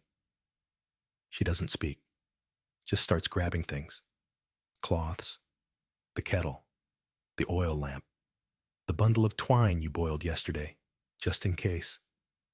You move the others. Your brother is told to step outside. The baby goes to the neighbor's flat. The room is cleared, the curtain nailed tighter to the frame. And for the first time in a long time, you and your cousin are given something almost like privacy. She lies down on the straw pallet, knees drawn, face pale and focused. Her hands grip the sides like they might tear it in two. You kneel beside her, basin at the ready. You are not trained. You are not prepared. You are simply present. Her water breaks suddenly, and with a violence you hadn't expected. It soaks through the blankets and floods the floor. You blink, stunned. Your aunt mutters, "Good, good. It's starting." Even as her hands tremble. Then the contractions come, and they do not stop. They roll through her like earthquakes, bending her spine, arching her neck. She growls through her teeth, sweat gluing her hair to her cheeks. You press a wet cloth to her lips. She pushes it away. "It hurts," she whimpers. "It hurts." You nod. "I know. But you don't. Not really."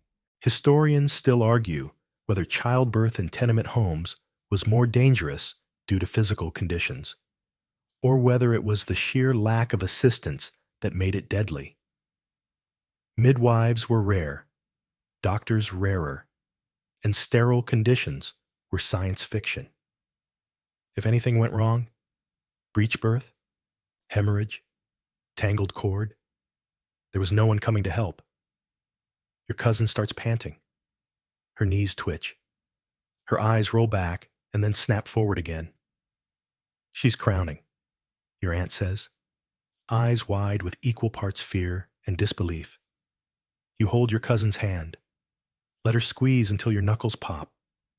You whisper nonsense, lullabies, promises you're not sure you can keep. You're doing well. Almost there. It's okay. It's okay. None of it means anything. But your voice is all she has. The baby comes slowly.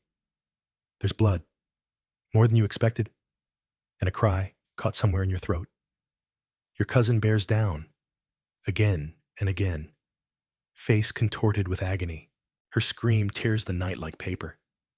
Someone bangs on the wall next door. "Keep it down," comes a muffled voice. Your aunt ignores it. She's watching the baby, hands poised, breath held, and then, suddenly, it happens. A wet sound, a shift in pressure, a small, furious squawk. The baby arrives. Your aunt catches it, wraps it swiftly in cloth. The cord pulses like a tiny blue vein, and you move to tie it, hands shaking. One knot, two. Then a careful cut with the kitchen scissors, boiled for 5 minutes over the kettle. The baby cries. Your cousin sobs. You cry too, though you're not sure why. The relief, the fear, the miracle that anything could go right in this life. Your aunt presses the baby to your cousin's chest. A girl, tiny, pink, with fists already clenched like she knows how hard the world's going to be. You clean up quickly, mechanically. The blood, the sheets, the cord, the rags. Your cousin is half conscious now, murmuring something soft and looping. She looks different already, hollowed out, glowing and gray at once. You kiss her temple. "She's here," you whisper. She nods, eyes fluttering shut. Later, you rock the baby as your cousin sleeps. She's surprisingly quiet, alert, but calm. Her eyes are wide, unblinking. You whisper promises to her too, though she won't remember them. It might sound funny now, but these births, in dark, windowless rooms, with nothing but hope and hot water, were the norm for so many Victorian women. They gave life in places not built for it. They stitched together new beginnings with nothing more than cloth and willpower. And somehow, against all logic and law, they survived, or they didn't, because sometimes they didn't. But tonight, this one did. You watch the baby curl her fingers around the edge of the shawl. You think, she doesn't know yet. None of it. And for a few fleeting seconds, that feels like a gift. There's no time to rest. The baby's barely a day old. Her eyes still sticky with birth. Her limbs twitching in startled little bursts. When your cousin starts asking about work, not because she's strong enough, she can barely sit up without gripping the wall, but because there's no choice. The rent didn't pause for the miracle. Neither did the hunger. You know the routine well. Even as her stitches ache and her milk comes in with a pain she hadn't imagined, your cousin is already asking where her needle went, already trying to sit at the table, already whispering to the baby to hush now, love, while tying up her hair in the same tired ribbon. You stop her. Just for today. You tell her. You'll do it. You'll take in the shirts and the seams and the stitch pickery that passes for wages. She can rest for one day. She agrees. Sort of. She closes her eyes for a little longer this time, which is as close as you'll get to thank you. You head out, bundle in your arms, baby behind with your aunt, and the air is thick with chimney soot and wood smoke. The streets are noisy with clattering wheels and the cries of children, some selling, some begging, all too small to be so alone. That's when you see him, the boy, maybe 7 years old, maybe less, disappearing into a chimney like a shadow. Just his foot, visible for a second. A flash of pale ankle beneath the soot-slick pants before he vanishes into the flue. You've seen it before. London's child chimney sweeps were common, their thin frames perfect for climbing up the narrow brick columns and scraping away soot with nothing more than a brush and a rag and their fingernails.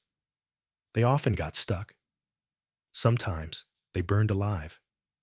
Sometimes they suffocated and were pulled out by the legs the next day.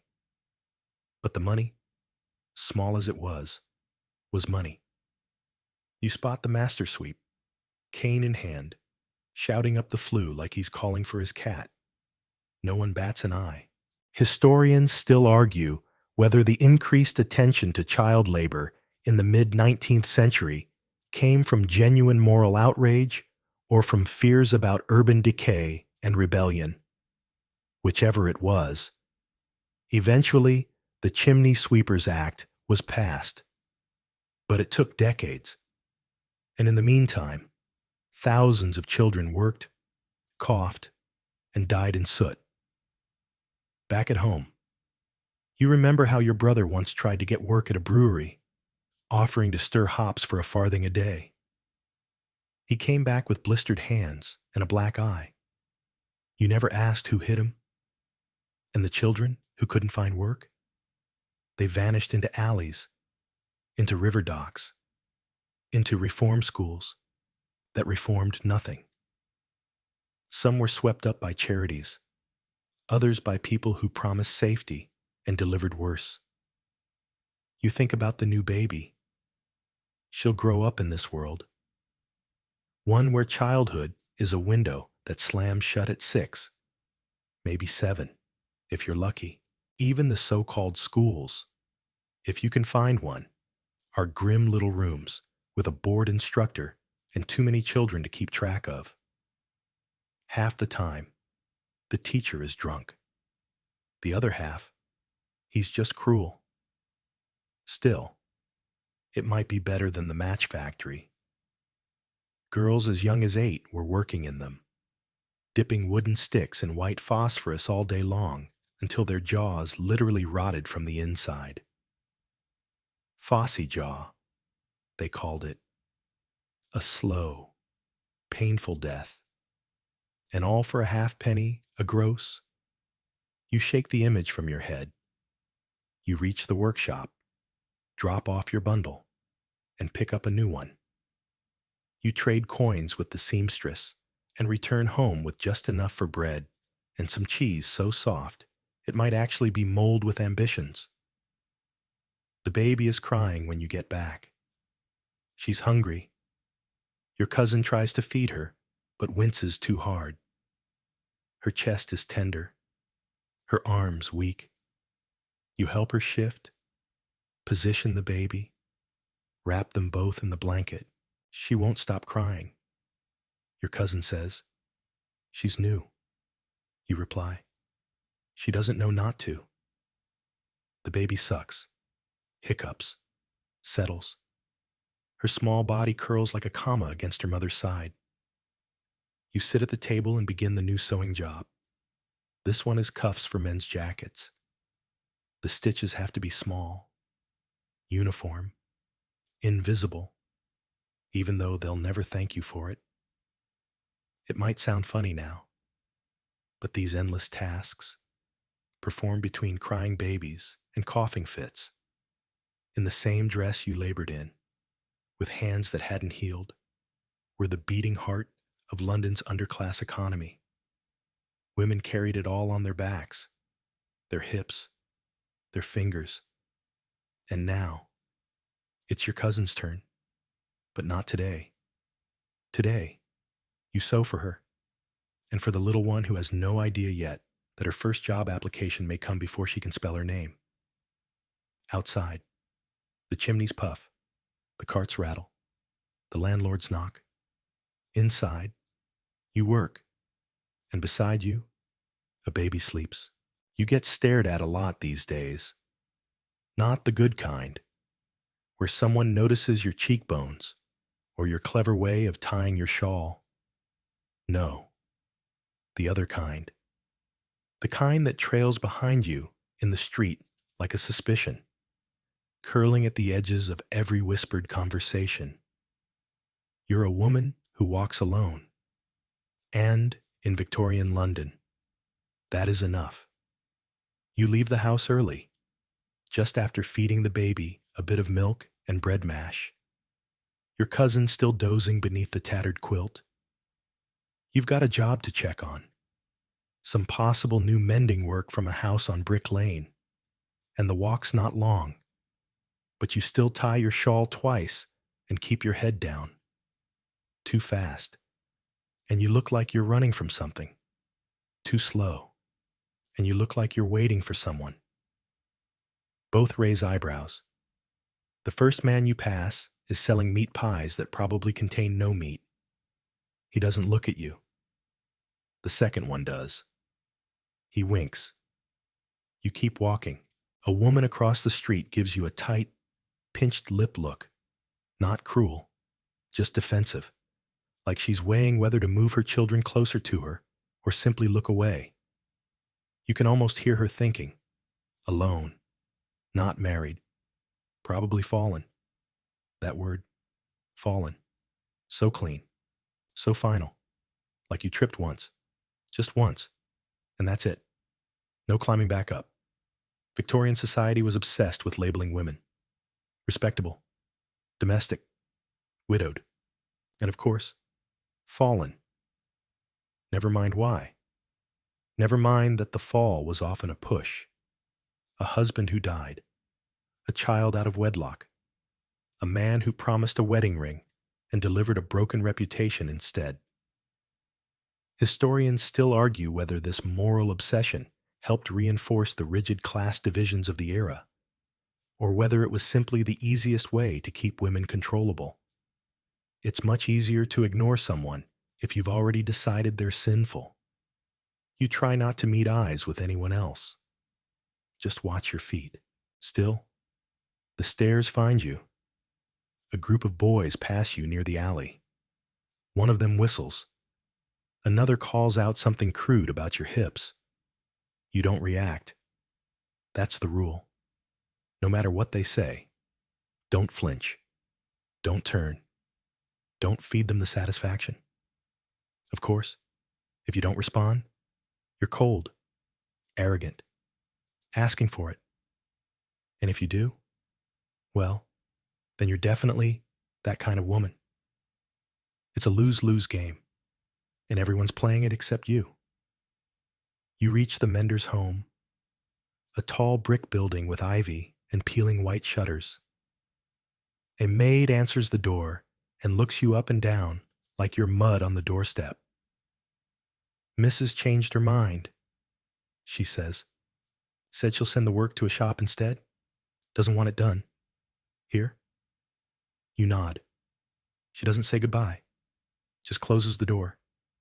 You walk back slower. Tired. Yes, but also angry in that quiet way that simmers. That kind of dull, brittle rage that poor women wear like undergarments. Invisible, but always there. On your way home, you pass a tea shop. Inside are two women, all corsets and conversation, sipping from fine china. You glance through the foggy glass and wonder if they ever walk alone. If they ever have to second-guess the angle of their own elbows. If they've ever been followed from a market stall just because they had the audacity to own legs. You think of the story you heard once about a girl in your building who reported a man to the constable for grabbing her in the street. The constable asked her what she was wearing, then asked where her husband was, then told her to go home and keep quiet before it got worse. That was 2 winters ago. She doesn't leave her flat anymore. It might sound funny now, but it was exactly this public policing of women's behavior, how they dressed, walked, stood, or even looked, that spurred some of the earliest ideas about gender rights. Writers like Mary Wollstonecraft had already started poking at the idea that perhaps, just perhaps, women weren't public property. But for most poor women, those ideas lived in books they'd never read, written by women they'd never meet. You turn the corner into your alley and nearly trip on a dog rooting through the rubbish. Home is close. You can see the wash hanging from your window. Today's attempt at fresh air and decency. You think about how absurd it is that you've spent more time worrying about how people look at you than about actual danger. But that's the thing. Danger is loud. You can run from danger. Judgment? That's quiet. And it's everywhere. You step inside, cheeks cold, mind buzzing, and your cousin looks up from the chair, baby cradled against her chest. "How'd it go?" she asks. You shake your head. "No work, just walking." She nods, like she understands exactly what that means. She does, because she used to walk alone, too. You never imagined you'd long for a clean rag. But here you are, crouched behind the sheet you've strung as a makeshift divider in the room, fumbling with knots, whispering prayers under your breath, trying to make this as quiet and dignified as possible. Though there's no such thing as dignity when you're dealing with a wad of cotton soaked in vinegar. Your monthly visitor has arrived, as regular as rent, and just as stressful. The rag you're using is old, thin enough that daylight filters through it, patched in places where you've stitched and restitched it more times than your best dress. It smells faintly of lye soap and onions, which would be funny if it weren't pressed between your legs at the moment. You try not to wince. You definitely try not to leak. Because laundry costs water. And washing blood from fabric is a gamble you're not always lucky enough to win. There are no sanitary products. No paper-wrapped pads with sticky wings. No quiet pharmacy runs. No privacy. Just rags. Folded. Washed. Reused. Again and again. Until they fray into surrender. You wrap the rag tightly and tuck it in with a strip of your old petticoat.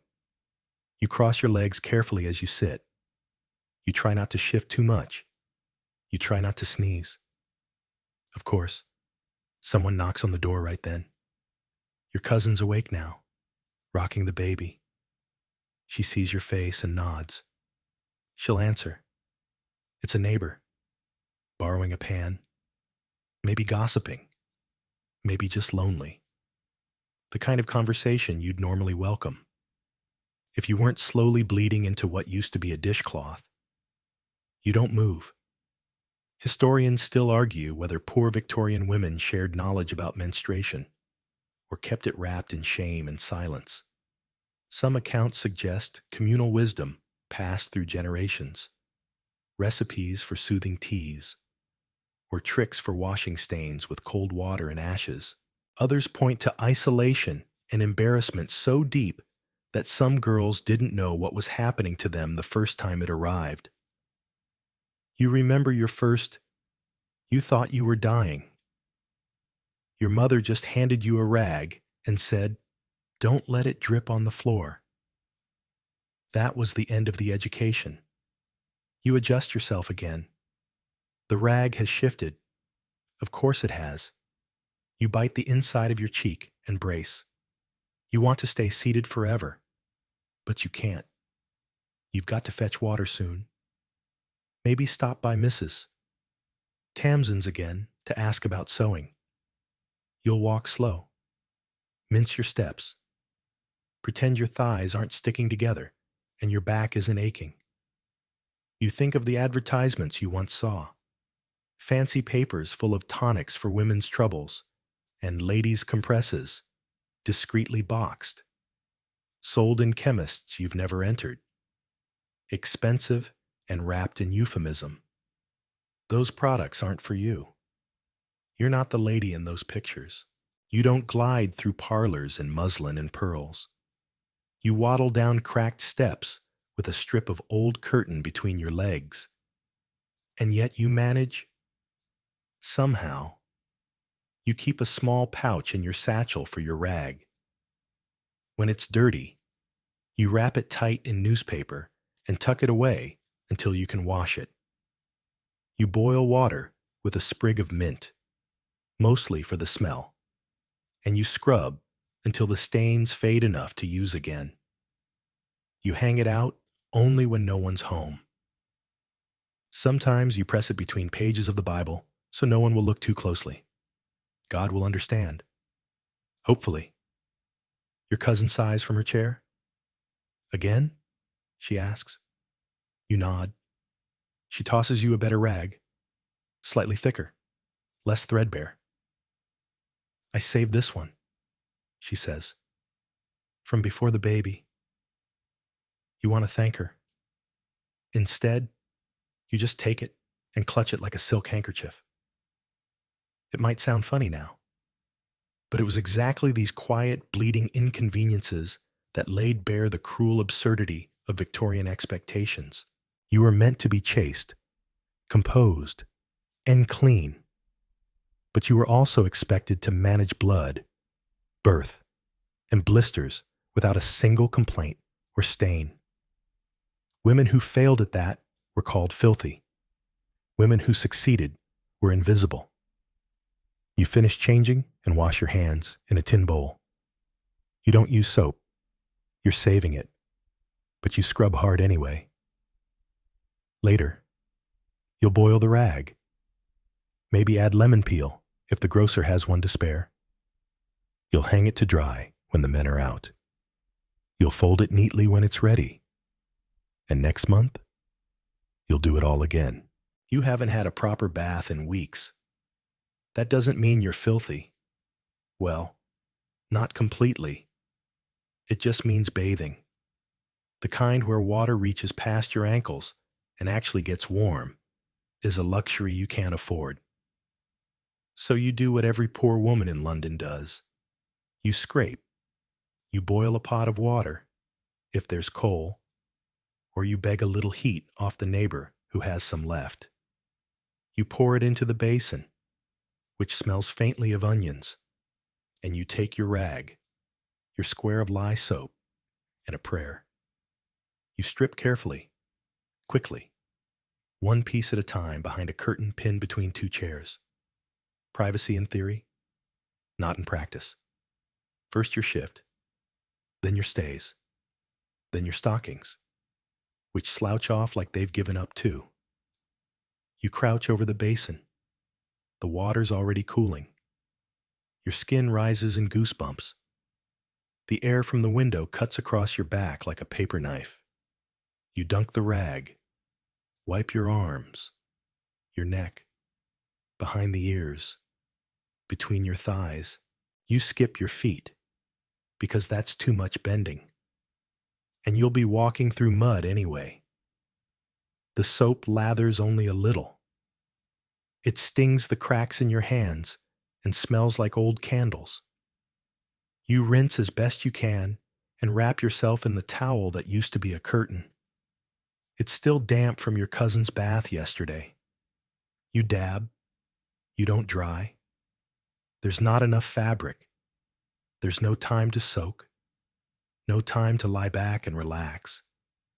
There's no tub. Not here. Not unless you count the old wooden wash tub downstairs in the shared yard. But that's only emptied on Fridays, and you can never get to it first. Someone's always scrubbing shirts or soaking baby cloths in it.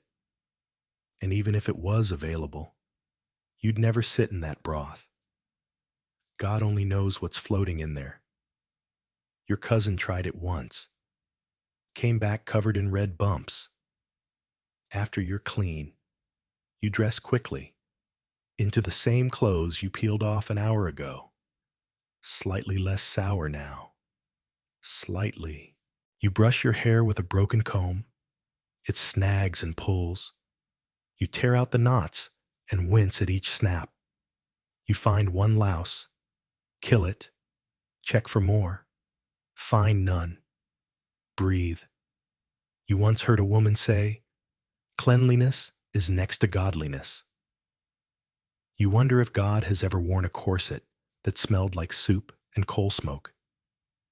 Historians still argue whether public bathhouses in Victorian London were truly intended for the poor or simply for show. A few existed, charitable endeavors offering hot water for a penny, but they were often too far, too full, or too suspicious. Some required references. Others insisted on moral lectures before a single bucket was poured. You tried one once? The woman at the desk looked at you like you'd tracked mud across her soul. You left before the water even boiled. Today, you do the best you can. You clean your ears with a rag twisted at one corner. You rinse your mouth with salt water. You scrub your fingernails with the end of a spoon. It's not much, but it's what you have. Later, you'll sprinkle lavender water on your wrists, made from wilted petals soaked in gin. It's more ritual than remedy. You'll tuck a dried chamomile flower in your pocket and hope it masks the scent of damp wool. It might sound funny now, but these quiet acts, wiping, dabbing, perfuming with whatever scraps nature or charity provided, were a woman's armor. You may not have satin, but you had pride. You may not have a tub, but you had hands. You may not be clean by their standards, but you're clean enough by yours. You wipe down the basin, fold the towel, step back into the main room. Your cousin smiles at you. "Smell less like coal," she says. You snort. "Smell more like lye." The baby gurgles in agreement.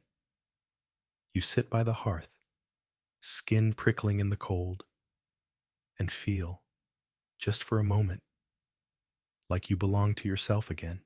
It starts with an itch, then another. You shift in your seat, scratch discreetly.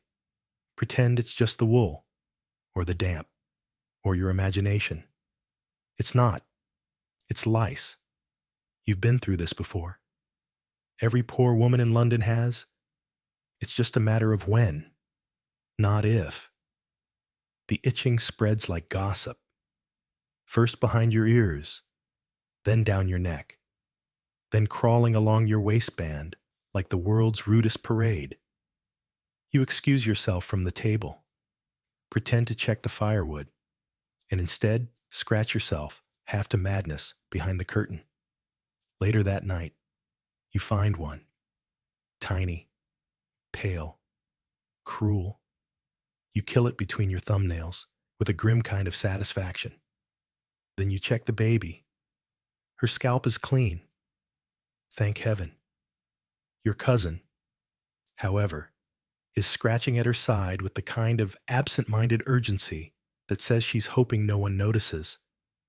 But everyone always notices. Lice come with judgment, and never for the landlord or the sewing mistress. No, only for you. So you start the protocol. Boil the sheets, if you can. Heat the combs in the fire. Rub vinegar through your hair and tie it up in a scarf soaked in camphor. Your cousin says to try coal dust, that it smothers them. You try it. It doesn't. Next comes the crinoline. You don't wear one, obviously. You couldn't afford that much steel if you sold your own spine. But you remember seeing one, once, at the back of a second-hand shop. A vast cage of hoops that would make sitting in a tenement impossible, but give you status on the street, space, a kind of puffed-up presence. They call it fashion. You call it a fire hazard. And corsets? Yours has 2 bones left. They dig into your ribs like reminders. If you wear it too tight, your sides bruise. If you don't, your dress sags and people stare. That's the real cruelty. Every article of clothing is a decision, and every decision is judged. Too tight, and you're vain. Too loose, and you're common. Too covered, and you're suspicious. Not covered enough? You already know what they'll call you. Your boots are held together with thread and quiet begging. You patch the soles weakly with scraps from worn-out sleeves. Sometimes paper, sometimes faith. Your shawl has holes. You say they're lace. No one believes you. Historians still argue whether Victorian fashion was truly aspirational for the working poor, or just another way to keep them in line. An ever-changing set of rules designed to exhaust and exclude. Whatever the reason, every piece of your wardrobe feels like a test you're always failing. There's a ball happening in a manor across town this weekend. You hear about it from the woman who runs the laundry yard. She's pressing gowns, starched so stiff they can stand on their own. One had diamonds stitched in the hem, she whispers. Real ones. You can't imagine that kind of extravagance. You can't imagine having a hem so clean you dare draw attention to it. You glance down at yours. It's frayed again. You'll need to stitch it before the sewing mistress sees it. Again. You sit by the fire and sew while your cousin sleeps, the baby tucked under her arm. Every stitch pulls a little thread of your soul, but you keep going. The lice will return. The corset will bruise. Your dress will tear. You will fix it all. Because if you don't, you'll be marked as unkempt. And in a city like this, unkempt is the first step toward unworthy. And unworthy leads to doors closed before you knock. It might sound funny now, but it was exactly these little indignities, lice, frayed hems, bruises from bodices, that finally drove change in the decades to come. Sanitation reform, public health campaigns, and, eventually, even rational clothing movements. But not yet. Not for you. Tonight, you boil your scarf, you stitch your hem, you tuck a sachet of lavender under your shawl and hope it lasts. And in the morning, you'll get dressed in the dark, as always. One stocking at a time, one bruise at a time, one smile to hide the itch. He says something as you pass. It's not even particularly clever. Something about your ankles, which are barely visible beneath your hem. Something about how you must be cold. Something about how he could warm you up. You don't stop. You don't blink. You just keep walking. Fast, but not too fast. Because even how you walk is up for debate in this city. A slow stroll? You're loitering. Lazy. Maybe looking for trouble? A quick pace? You're anxious. Fleeing. Guilty of something? And God forbid you smile.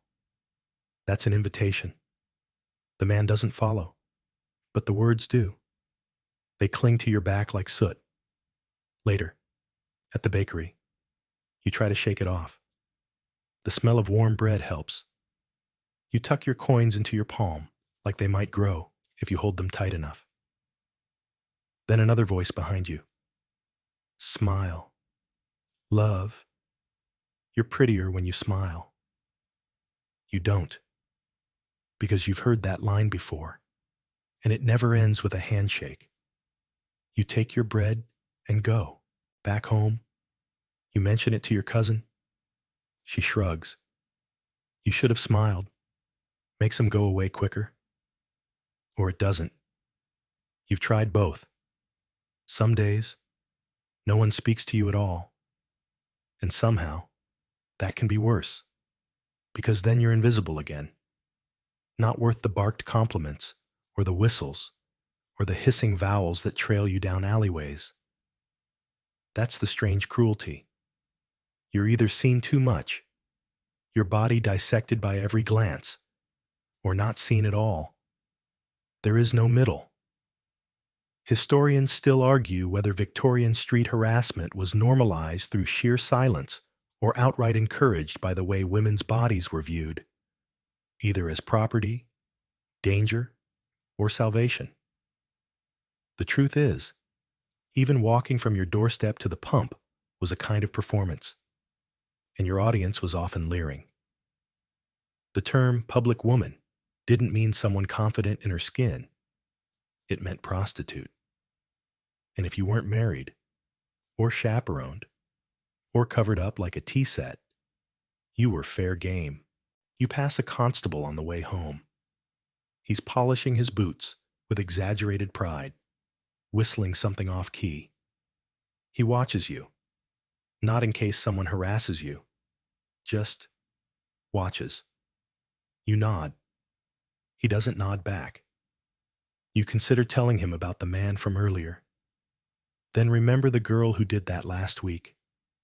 They asked what she was wearing, and what time of day, and what she'd said first. She doesn't leave the house now. It might sound funny now, but this street-level harassment was so ubiquitous that many women considered it part of the air, something to endure, to brush off, to wrap scarves around. It was written off as harmless fun, a compliment, or worse. Your fault. Only much later, long after you're gone, will people start to write laws about this, start calling it what it is. Your cousin, still pale from childbirth, braids her hair while sitting by the window. A man pinched me last week at the fish stall, she says casually, like she's remarking on the price of onions. You ask if she said anything. She snorts, and give him the satisfaction? You both laugh.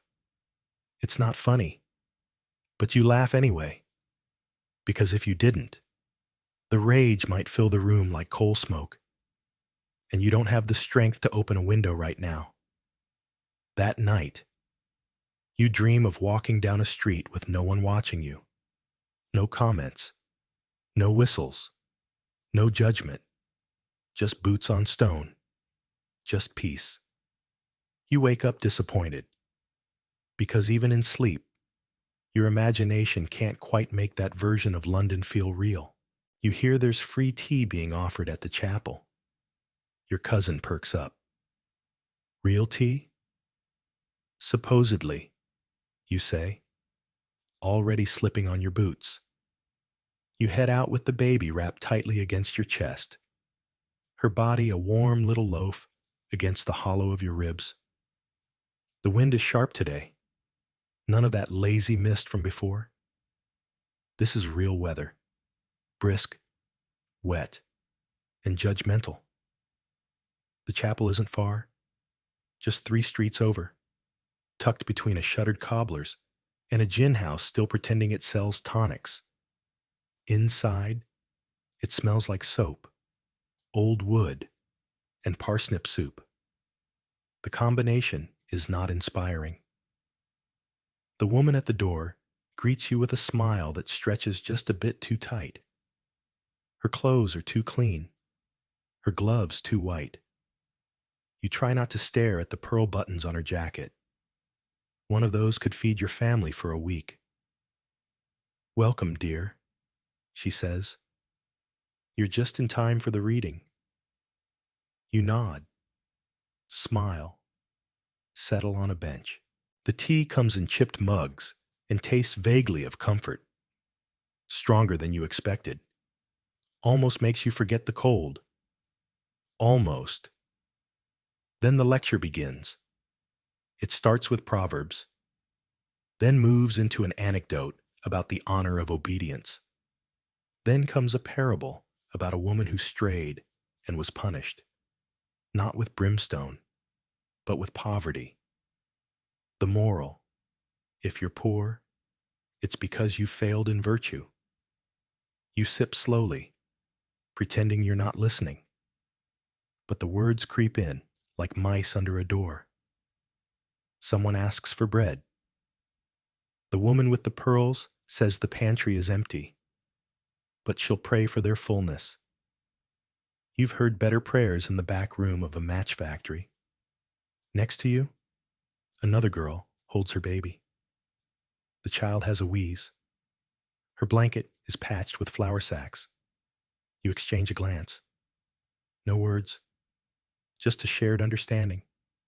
The tea is free, but the cost is your pride. You stay through the second reading, then get up quietly. The woman touches your elbow. We have sewing classes on Thursdays, she says, as if offering salvation. Proper stitches, not the practical kind. You nod. Thank you. Then you leave. Outside, the cold slaps your cheeks. The baby squirms. You adjust your shawl and keep walking. You stop by the pump, fill a jug, and think about what it means to be offered charity only after sitting through a lesson in shame. Historians still argue whether institutions like these were more helpful than harmful. Sure, they fed the hungry and offered clean water and hand-me-downs, but only if you played the part. The grateful sinner, the redeemed stray, the respectable poor. There was no place for anger, or defiance, or truth. You make it home and ladle some of the tea into a tin cup for your cousin. She sips and sighs. They talk down to you? She asks. You nod. She rolls her eyes. Better than being talked over? I suppose. Maybe. You sit together in silence. The baby gurgles. Your brother hums while repairing his boots. Your aunt snores softly in the corner. And you think about the way charity comes dressed in lectures. How even kindness here is conditional. It might sound funny now, but these exact tensions between need and pride, hunger and moral policing, shaped the evolution of the welfare system in Britain. People began to ask hard questions. Why must a woman prove her piety to get a loaf of bread? Why must she grovel to earn soap? The questions didn't change things overnight, but they were the beginning. You fold your hands over your lap. The tea is still warm in your belly. You didn't get the bread, but you got to leave with your back straight. Sometimes, that's worth more. You used to dream. Not the kind of dreams you have at night. Those still come, scattered and strange, filled with impossible staircases and shadowy faces. No, you used to dream during the day, with eyes open, while stitching, while walking, while boiling water. You had plans once, not big ones. You weren't foolish, just a little shop, maybe, a seamstress's nook, tucked into the edge of a better street, a place where women came for mending, for kindness, for quiet. You'd sit in the window, hair braided, a pot of tea on the stove. You'd sleep on clean sheets, not straw. You'd wear gloves, even when it wasn't cold, just because. Those dreams used to fill your head like light. Now, you can't remember the last time you thought beyond Thursday. Dreams don't pay rent. Diaries don't feed babies. Your cousin had dreams, too. She wanted to be a teacher. Used to write in a little book with a scrap of pencil until the pages curled and the lead wore down to dust. She burned the book the week after she found out she was pregnant. Said it wasn't worth keeping a record of something that wasn't going to happen. You wanted to stop her. But what would you say? Write it anyway? For who? The baby's already teething. Your cousin's hair is falling out in clumps, and she jokes that soon she'll match the baby in bald spots. You laugh, because it's easier than crying. You still sew, still wake, still wash. But something in you feels hollowed, not sad, Exactly. Just unfinished. Like a buttonhole left open. You sit at the table one night after everyone's gone to sleep and light the stub of a candle. You take a scrap of paper from the sewing bundle, a receipt, maybe from a thread order, and the stub of a pencil. You write, "Today, I wanted to go somewhere with a tree." That's all. You fold the paper and hide it under the loose board by the bed. Maybe tomorrow you'll write more.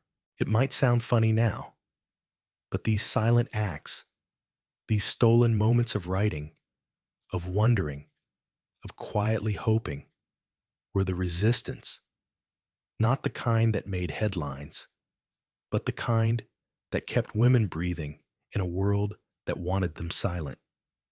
Some of these scraps were found decades later, in floorboards and trunks, behind plaster walls, scribbles, lists, half-written poems, proof that even women too poor to own their names still had voices. You look at your hands. The fingers are cracked, stained, the nails ragged, but they still move, still mend, still write. Maybe you'll teach the baby letters someday, not for schooling, just so she can dream longer than you did. The candle sputters. You blow it out before it finishes. You never burn the wick all the way down. You always leave something for tomorrow.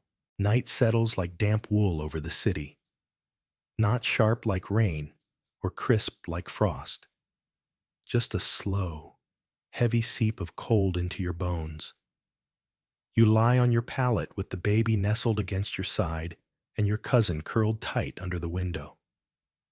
She breathes evenly now, not perfectly, but enough. There's no fire tonight, no coal left, just the breath of 6 bodies in one room, and the hope that it'll be enough to keep frostbite from your toes. Outside, the street is quieter than usual. Fewer drunk men stumbling home. Fewer horses. Even the rats sound subdued. Or maybe you're just too tired to hear them. You try to rest, but it's hard to sleep in a room that never fully darkens. There's the glow from the crack in the curtain, the light from the neighbor's window, the flicker of a lantern 3 stories down. Even the moon manages to find its way in through the smeared glass. You turn your face to the wall, willing your thoughts to still, but they don't. You think about the rent, the food, the sewing, your cousin's healing body, the child with no future written yet. Your back aches. Your stomach turns over once, just from memory of hunger, not the present. You're fed, for now, but you know how quickly that changes. Your mind spins quietly, like a mouse wheel. Every sound makes your eyes twitch open. Someone shifting, a cough, a drip from the roof, the landlord's boots creaking 2 floors below. It's never fully quiet. There is no true night here, just a thinning of the noise. You roll over and press your knees to your chest, trying to keep the heat in. Your shawl slips off your shoulders. You pull it back. The baby stirs. You pat her gently, instinctively, a rhythm your hands now know better than your name. And then, a thought, uninvited. What if it's always like this? What if nothing changes? What if you grow old in this room, stitching until your eyes fail, coughing until you fade, teaching the baby to make do with less and less until she forgets what more ever meant? You push the thought away. It might sound funny now, but these nights, the long, cold, endless ones, were often the crucible for the quietest kind of rebellion. Not in flames or protests, but in endurance, in the act of simply surviving when everything told you not to, in the decision to get up again, to make tea again, to wash, sew, walk, breathe, again. to not give up. The baby finally sighs. Her fingers twitch. Her breath settles into that soft infant rhythm, like waves against sand. You close your eyes, not because you believe in sleep, but because rest, even faked, is still something. And somewhere behind your eyelids, you try to imagine another room, a larger one, a warm one, with a chair just for sitting, and bread left over after dinner, and quiet that's peaceful, not tense. You probably won't live in that room, but maybe she will. The girl beside you, the one born in a storm, under a low roof and high expectations. You hold her a little tighter, and finally, your thoughts begin to blur.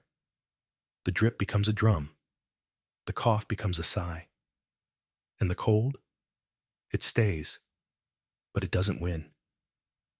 You drift, slowly, softly, gently, and now, as the candle fades and the footsteps of the city grow ever more distant, let yourself settle. Let your breath move gently through your body in slow, quiet waves. You've walked far tonight, through crooked alleys and candlelit rooms, through sorrow and survival, quiet rage and quieter strength. Let it all fall away now. You're no longer in that cramped tenement room, not this moment. Now you lie still, wrapped in warmth, in safety, in silence. The kind of silence they dreamed about, one free from judgment and cold. A silence that doesn't ask anything of you. Feel your fingers soften.